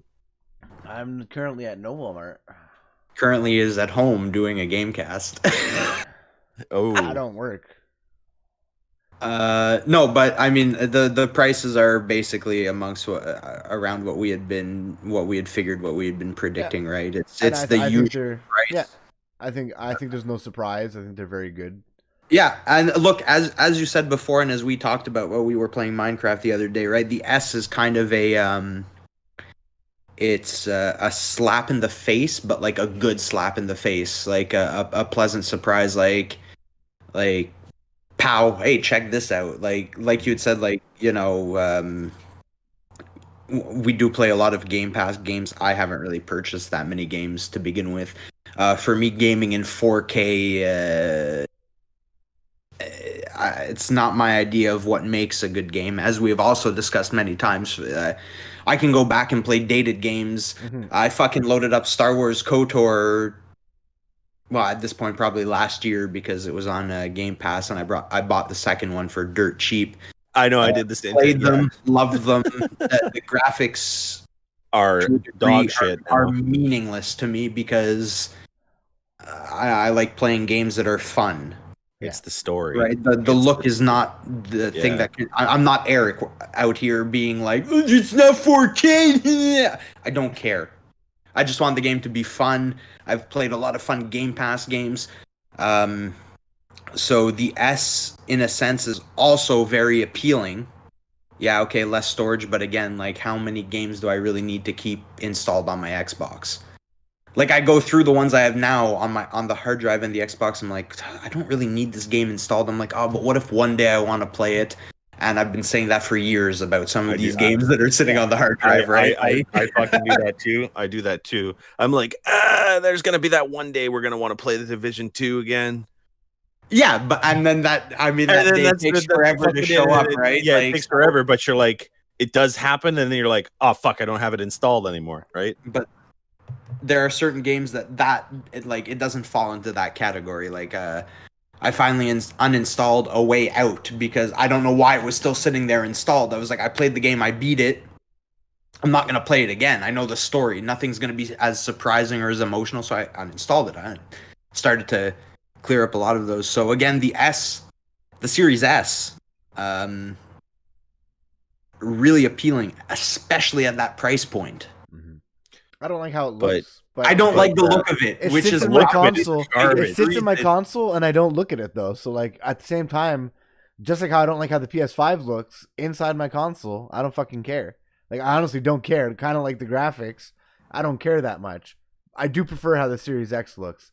Oh, 100%. I fell in love with the way the Series X looks. So, like you say, like the look doesn't matter, yeah, but at the same time, like, I don't know, I had my heart set on the look of the X, like I like it. It's simple. It's a simple fucking rectangle, and it's just like it's just perfect. It's like that's a console. Did you see on Digital Foundry they were showing, or on IGN actually, they were showing the actual size of it. It's like half the size of a PS4. Really? The Series What, S, the it sits in like the palm Or of the your S? hand. Oh. The S, it like sits in the palm of your hand. Yeah, well, you sent me the picture, the comparison with the controller beside it, and yeah, it's fucking tiny. It's like Yeah, it's like, like- maybe like a controller it's standing up beside it was what, half of the size already. So yeah, you're it's, just it's picturing maybe about two that controllers on high. top of Yeah, each other, and it's almost as thick as a regular controller, right? yeah. So it's a fucking tiny console. Yeah, it's like meant to be portable, like put in your backpack. So wait, it sounds like it's slightly bigger than one of those like retro NESs. It's It's more rectangular, so I can't say if Yeah. it's bigger. Slightly It's- bigger. I said slightly bigger than I one don't of know. those. Thinking back to the size of those NESs, it might be roughly even the same size. Like it's a small console for the power behind it. Mhm. And like for me, like I don't have a 4K. I have a 4K monitor, but I'm not gonna hook it up to my monitor, and I don't know when I will get a 4K TV, and I don't need that. Like I don't need that upgrade in life. Like if I can get a fucking other 1080p TV for like $200 on Black Friday, you best believe I'm gonna do that over like an $800 4K TV any day of the week. Yeah, already like bought it. my LG is 4K. I got it for cheap. All right, but now let's not forget, now because I stream and it's hooked up to a capture card, I lose a lot of that 4K using potential, Yeah, and I'd be at the same. and you'd be at the boat. same place. Yeah, so it's almost And like watching 4K movies is just, it's a I can take it crapshoot or too. leave it. Like I can Because take not it all or leave it. movies. Yeah, So again, the 4K just doesn't really factor in for, and I'm assuming it doesn't factor in for a lot of people that care more about the gameplay hmm and the story as opposed to what the game fucking looks like. hmm the disc drive I don't need at all. I have zero physical. Well, I have a couple physical games, but like from like the OG Xbox days, I have no need for it. Yeah, that's the I sad do part have for a- me. I do have a collection of DVDs, but you'll still have, unless you trade in your One X, you still have your One X, bro. So does it have a disc drive or not? The One X? Yeah, One it X. has a disc drive. Yeah.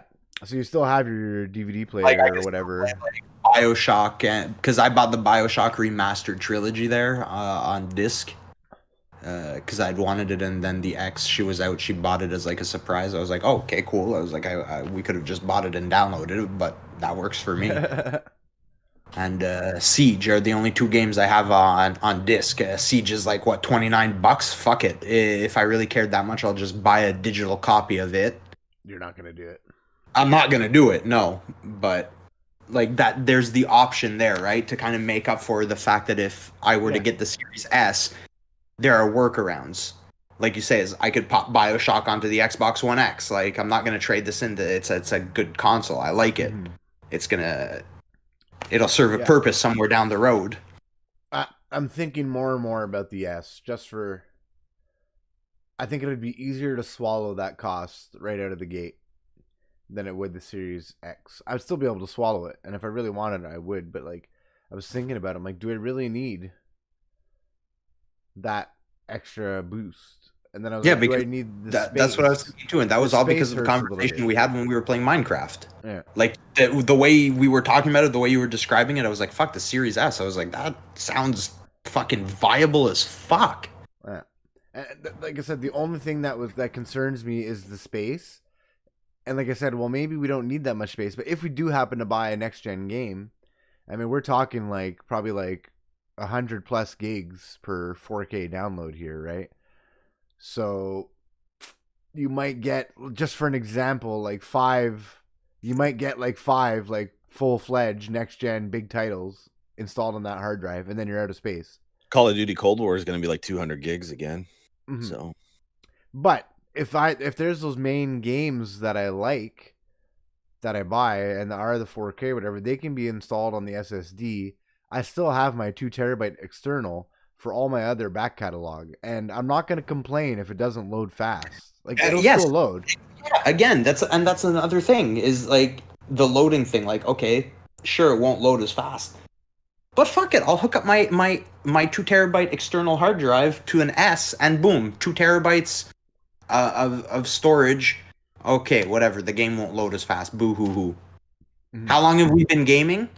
Yeah. How long have we been playing games? How long have we dealt with slow load With times? low loading times, yeah. No. It's what I'm used to. It's what you're used to. It's what Kyle's used to. It's what Alex is used to. It's what everyone of our age is used to. So It might be harder to swallow though after we get, because if we play those new games on the SSD and they're like insta switch, insta loads, and like it's like ridiculously fast, that might actually tarnish those long loading times for us.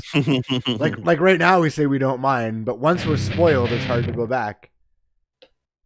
Thanks for the follow, Rich. True. Pretty Yes. sure that's Okay. Rich. I'll give you that. Yeah. That actually makes a lot of It might And you said tarnish what? that a bit. And But the SDD on the Series S was 512 megabytes. You said 512 gigabytes. I think it's like Gigabytes, sorry, what did I 515. say? I It's think it's basically almost half a terabyte, right? it's basically exactly half of what the Series X was. Yeah. With upgradable slots as well, or You not? should be able to buy the proprietary SSD, and I believe you still have the USB if you want to hook up a regular one as well. Yeah. So there, problem solved. So, You start. yeah, with there's the options. It's You start out with the cheaper one, and then as the money in the bank reaccumulates or you feel more comfortable, you buy a fucking proprietary SSD. Like, big deal. yeah. I don't know. The S, the more we talk about it, the more appealing it sounds to get a lesser version, because in the long run, it just fuck. Because all like the games shouldn't run worse and they shouldn't look worse, just like they do now. Like the only difference is that you can't get up to that 8K, right? That's basically it's not 4K native and not 8K. And by the time the 8K comes into play, It'll be a new console. a serious way, it'll be a new But yes, exactly, because look at where we are now. Look at how long we've had 4K. Look at how long we've had the 8K in play. Mm-hmm. 8K is not brand spanking new. All right. And No, it now is not. the new console is dropping. All right. So by the time fucking 16K comes out, or whatever the fuck they want to call it when the time comes, 3D. they already did 3D. It was a mess. Flop. It was a fucking major flop.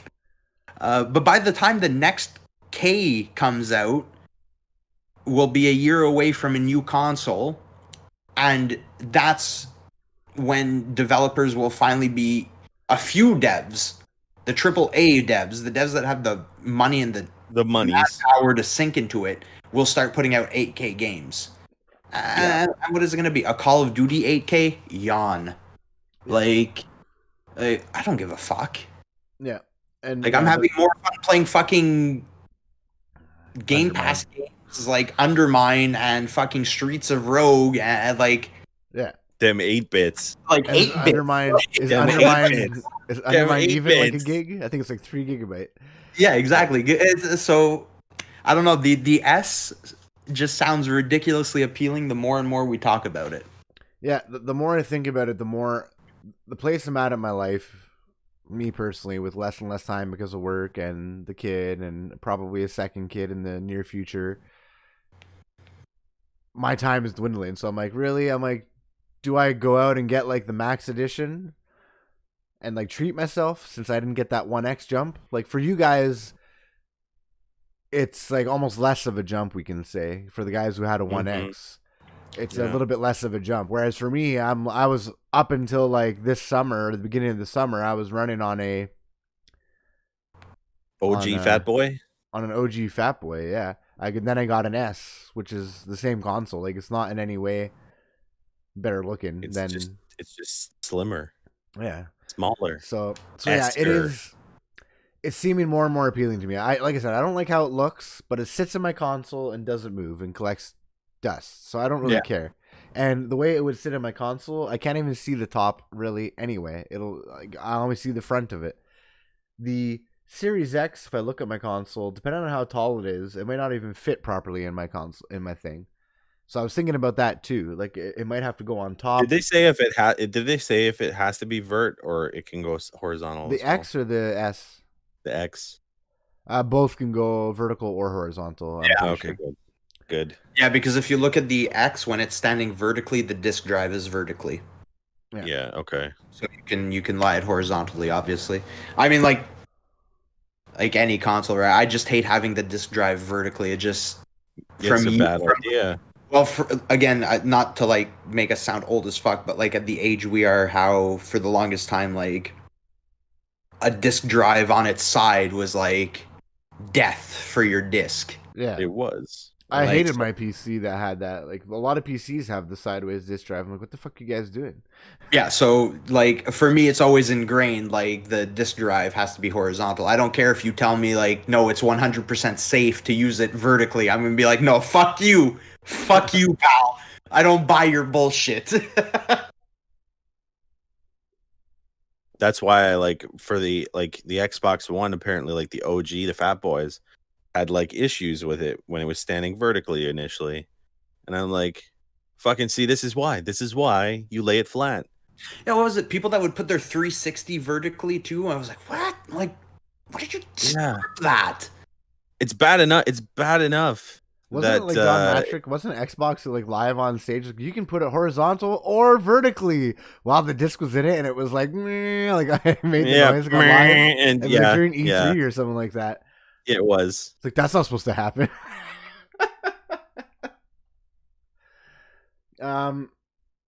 So yeah, the S is sounding more and more appealing to me for sure.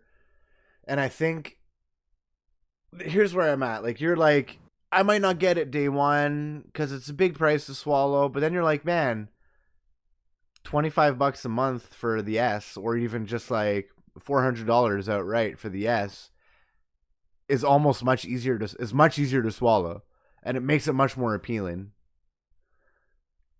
So it's Yeah. I don't know. But even when it doesn't fall to price, I think this kind of falls back to our discussion of like launch day titles. Like again, I want to say even if Halo was coming out day one with this console, it wouldn't push me to buy the console, right? I'm perfectly okay with buying Cyberpunk when it comes out, taking the upgrade when I buy the console maybe 3-4 months later. Mm-hmm. Also, because I have a tendency of not in, I don't ever really like buying first generation consoles. That's always how I've been, because we've quite often seen first generation consoles are the first ones to go, right? Like my Xbox 360, I think was third gen. My Xbox 360, my first Xbox 360 was the Elite, which was the gray one. So I skipped that whole Pro and arcade one that had all the red ring issues. Like I got the Elite. I had an OG 360, and I think I had to return it for the red ring of death 4 times. I think. Yeah, I never had that issue. 60, and I only had to return it once due to red ring, and it took a while. So that's why, again, too, is I know the development and the construction of these consoles has gotten better over the years.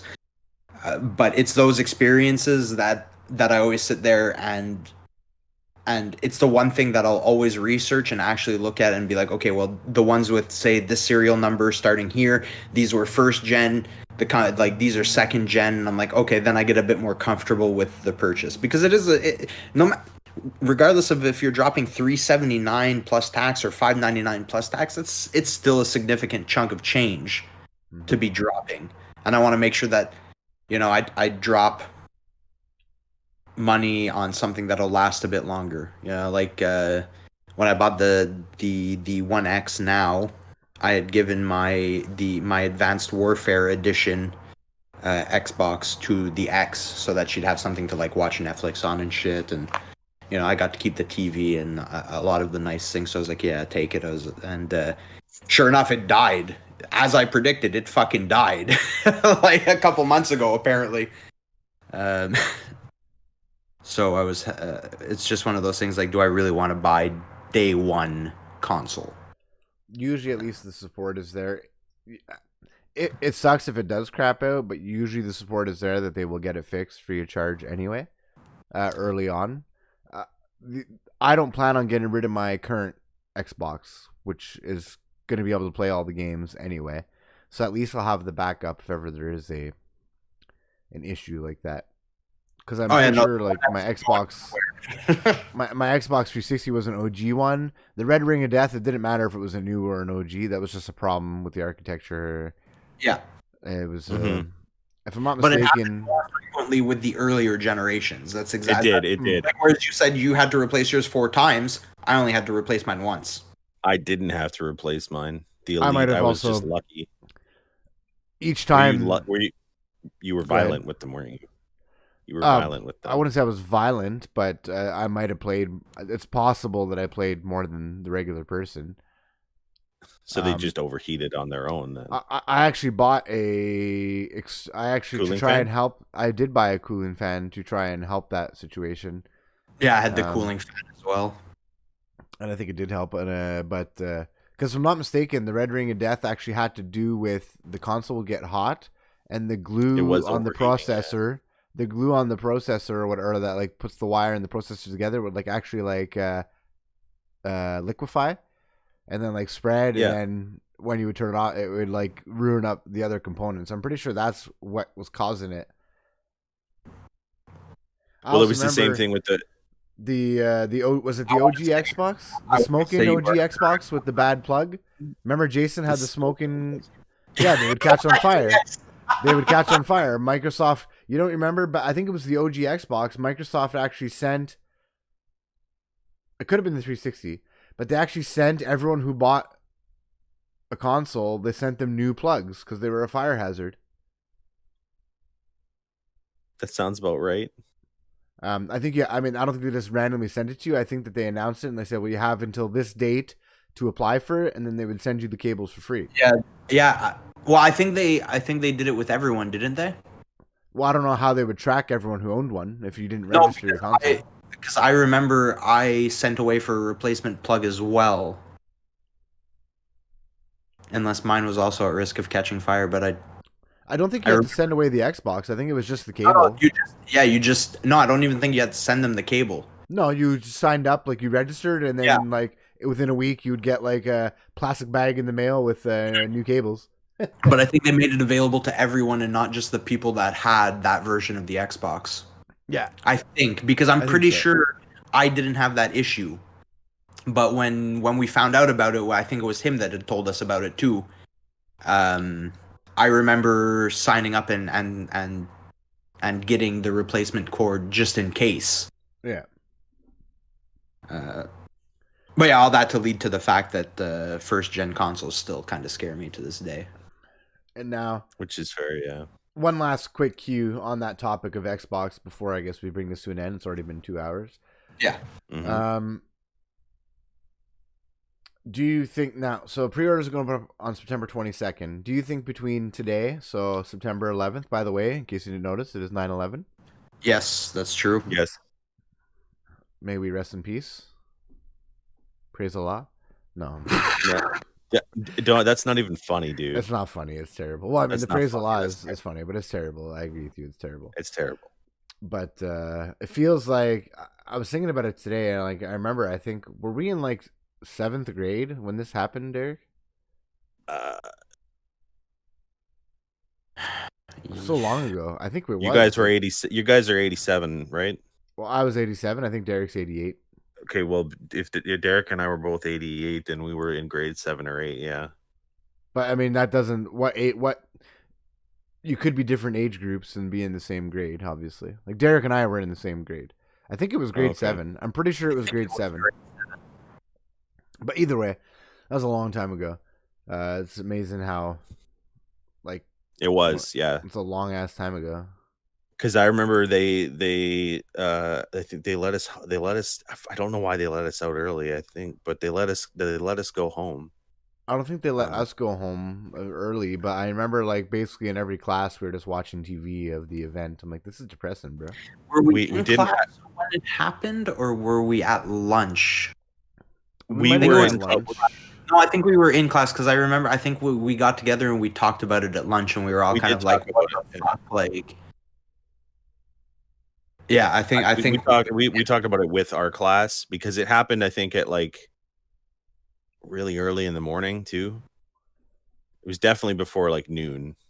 I think it was I like think, it was around 10ish, wasn't it? Like 9:50 or yeah, something that it happened. something like that. Early in the Anyway, morning. rest in peace. Terrible day for the world. Terrible day for America. Moving on. Yeah. So Xbox. Let's talk about something more light. yeah, as the Lighthearted. game cast was meant to be. Lighthearted than that, yeah. Lighthearted is that okay? So pre-orders open up September 22nd. Yeah. Is Microsoft going to make some big announcements before then? Do you think? No. Are they gonna before that date give us an actual launch lineup?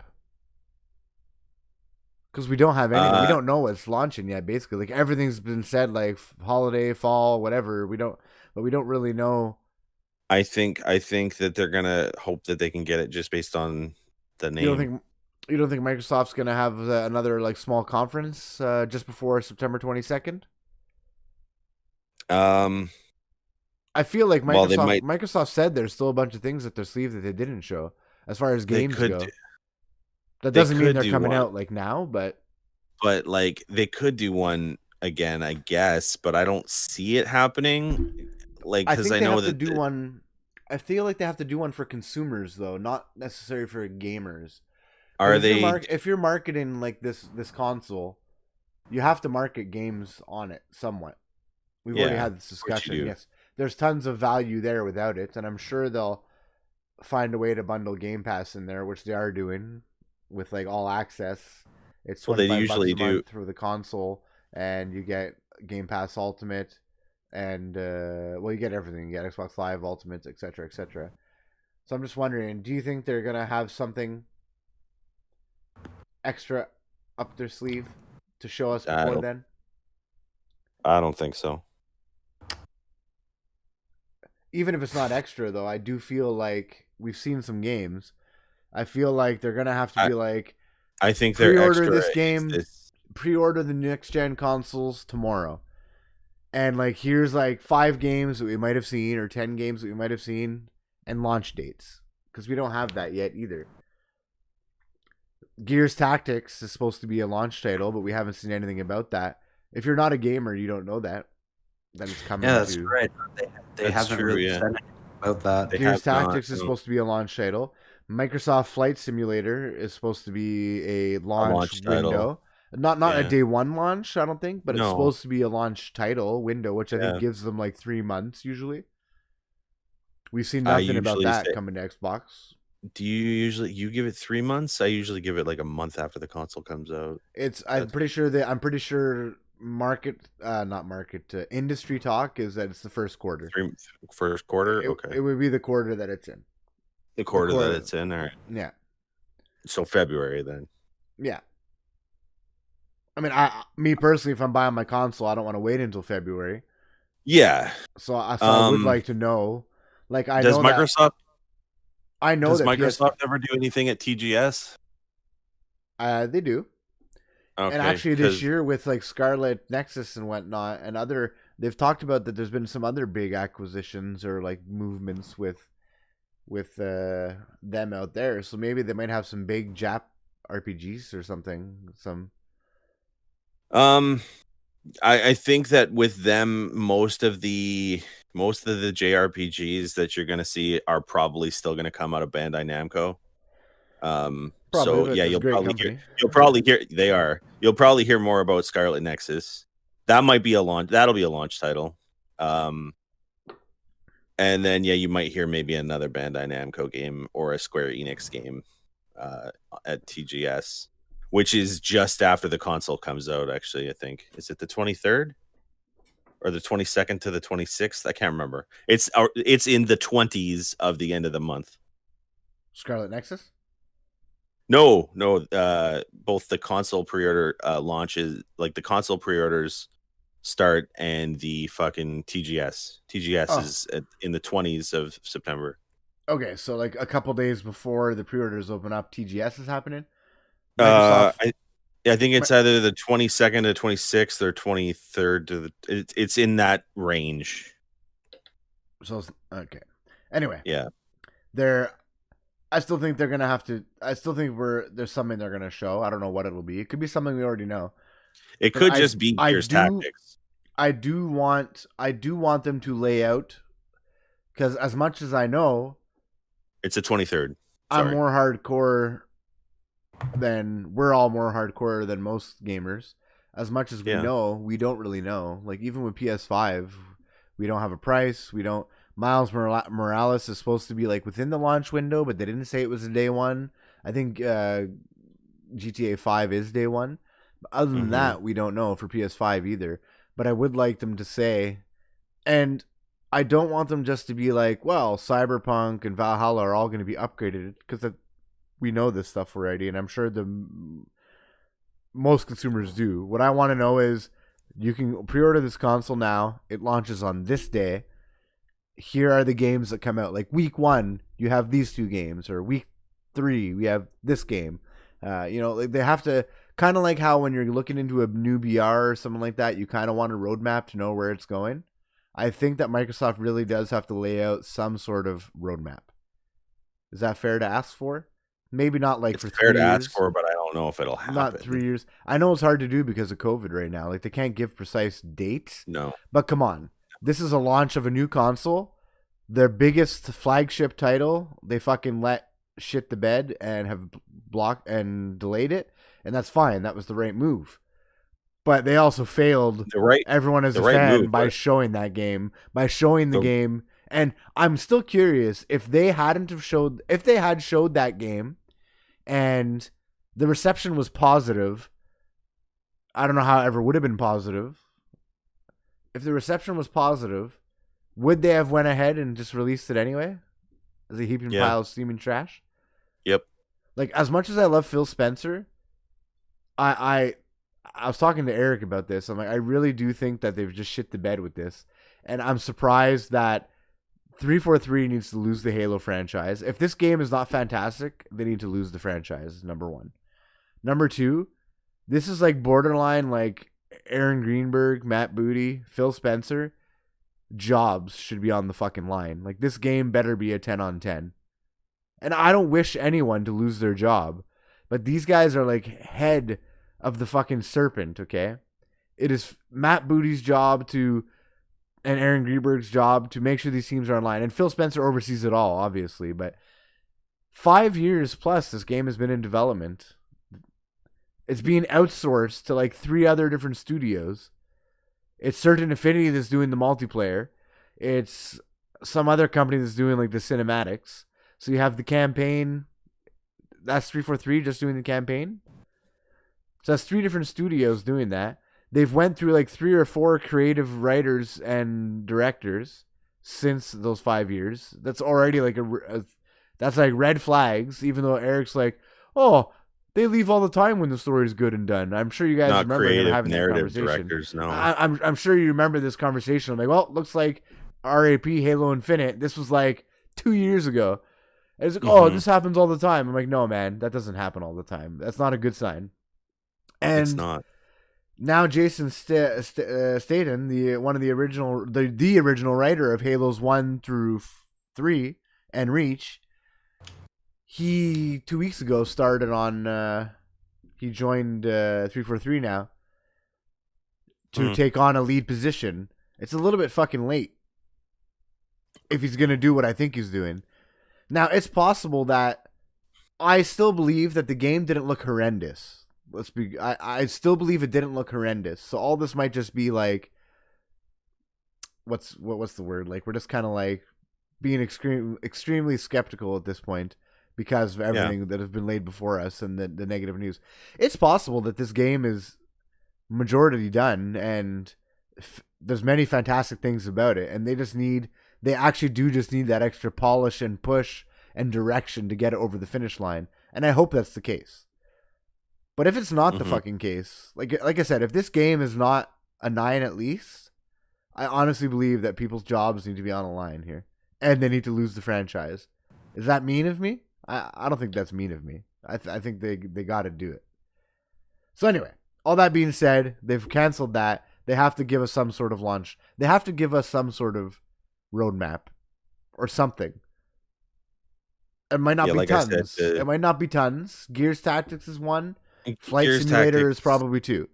even And if I'm they not said expecting those much more than that. two, even if they said those two, and then maybe here's some other things, like that'd be okay.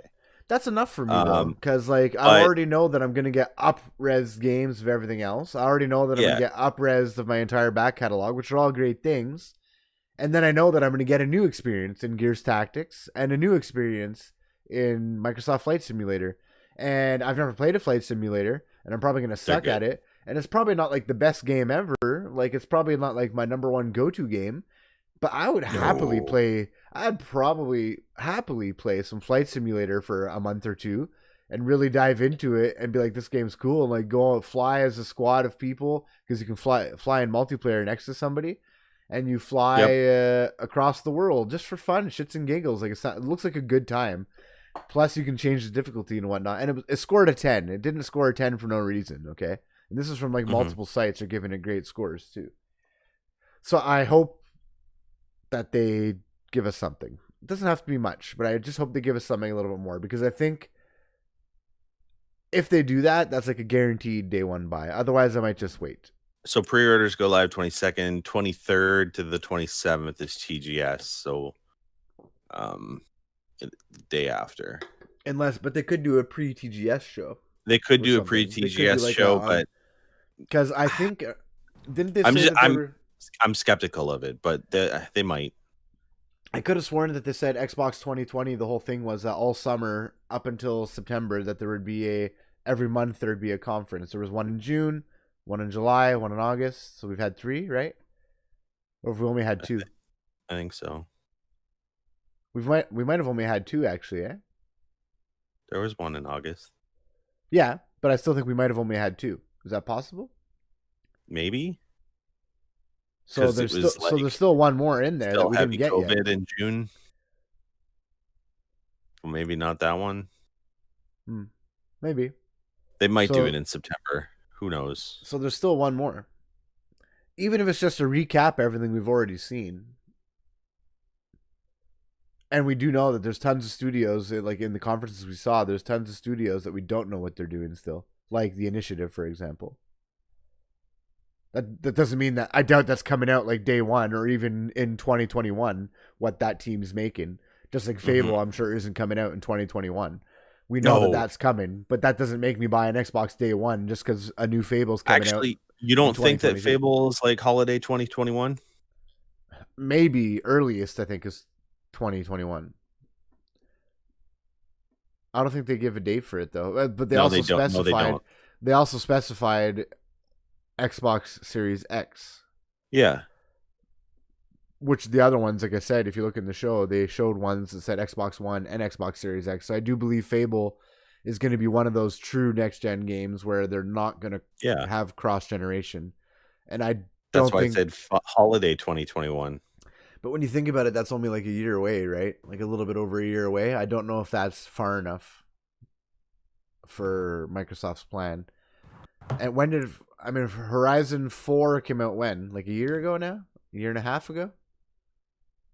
Forza Horizon 4? Yeah. A year and a half, 2 years? A year is definitely far enough.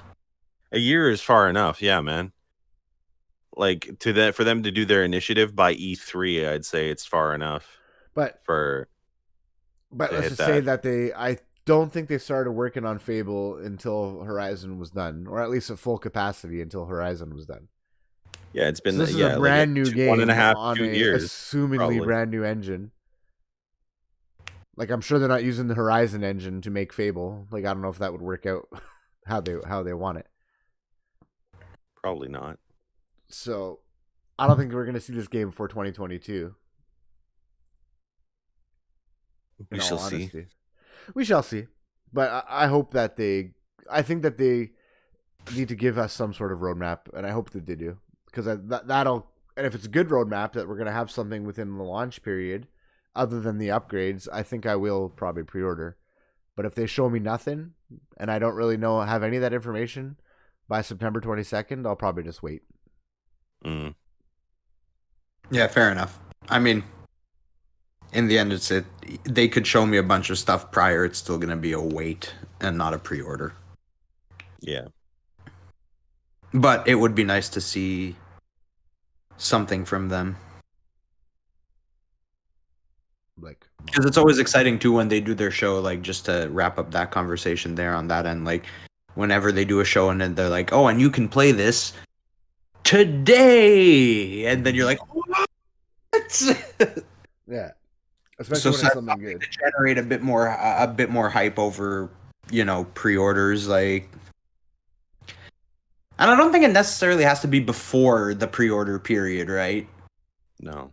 I think TGS is a good time. They could give it a couple days after, especially see what generates pre-sale wise.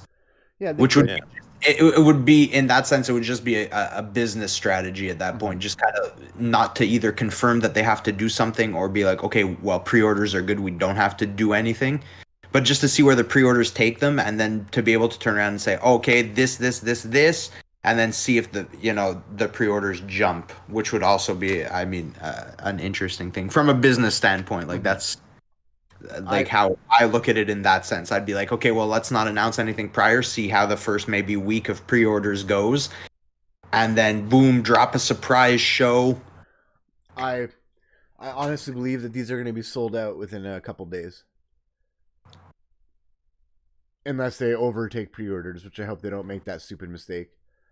Because of the Rona right now, I'm sure that the supply chain, like everyone's saying that they're having, like even Sony's saying they're not having problems with this stuff. I have a really, really hard time believing that. Well, you know what? I think that it's because Sony and Microsoft have both kind of wound down on their old console production. I don't want to call them old, but their console production for the old ones, which is why you're not seeing as much like on store shelves, maybe. Yeah, but I mean, even if all cylinders are on that, you're still all cylinders at half capacity because of COVID. Yeah, but no, like, I think they'll have what's normally a typical launch amount. You think so? You don't think it'll be a little bit less? Maybe a few. I think it'll definitely feel like less. Because don't forget the gaming community just continuously grows. So, well, it'll feel like less because there's more people that are at home. But at the same time, those people that are at home might not have the money to be able to get it right away, right? That's right, but that's why they have all access, right? Which is giving you the option to spend, like, it's $25 a month. Like, that's nothing.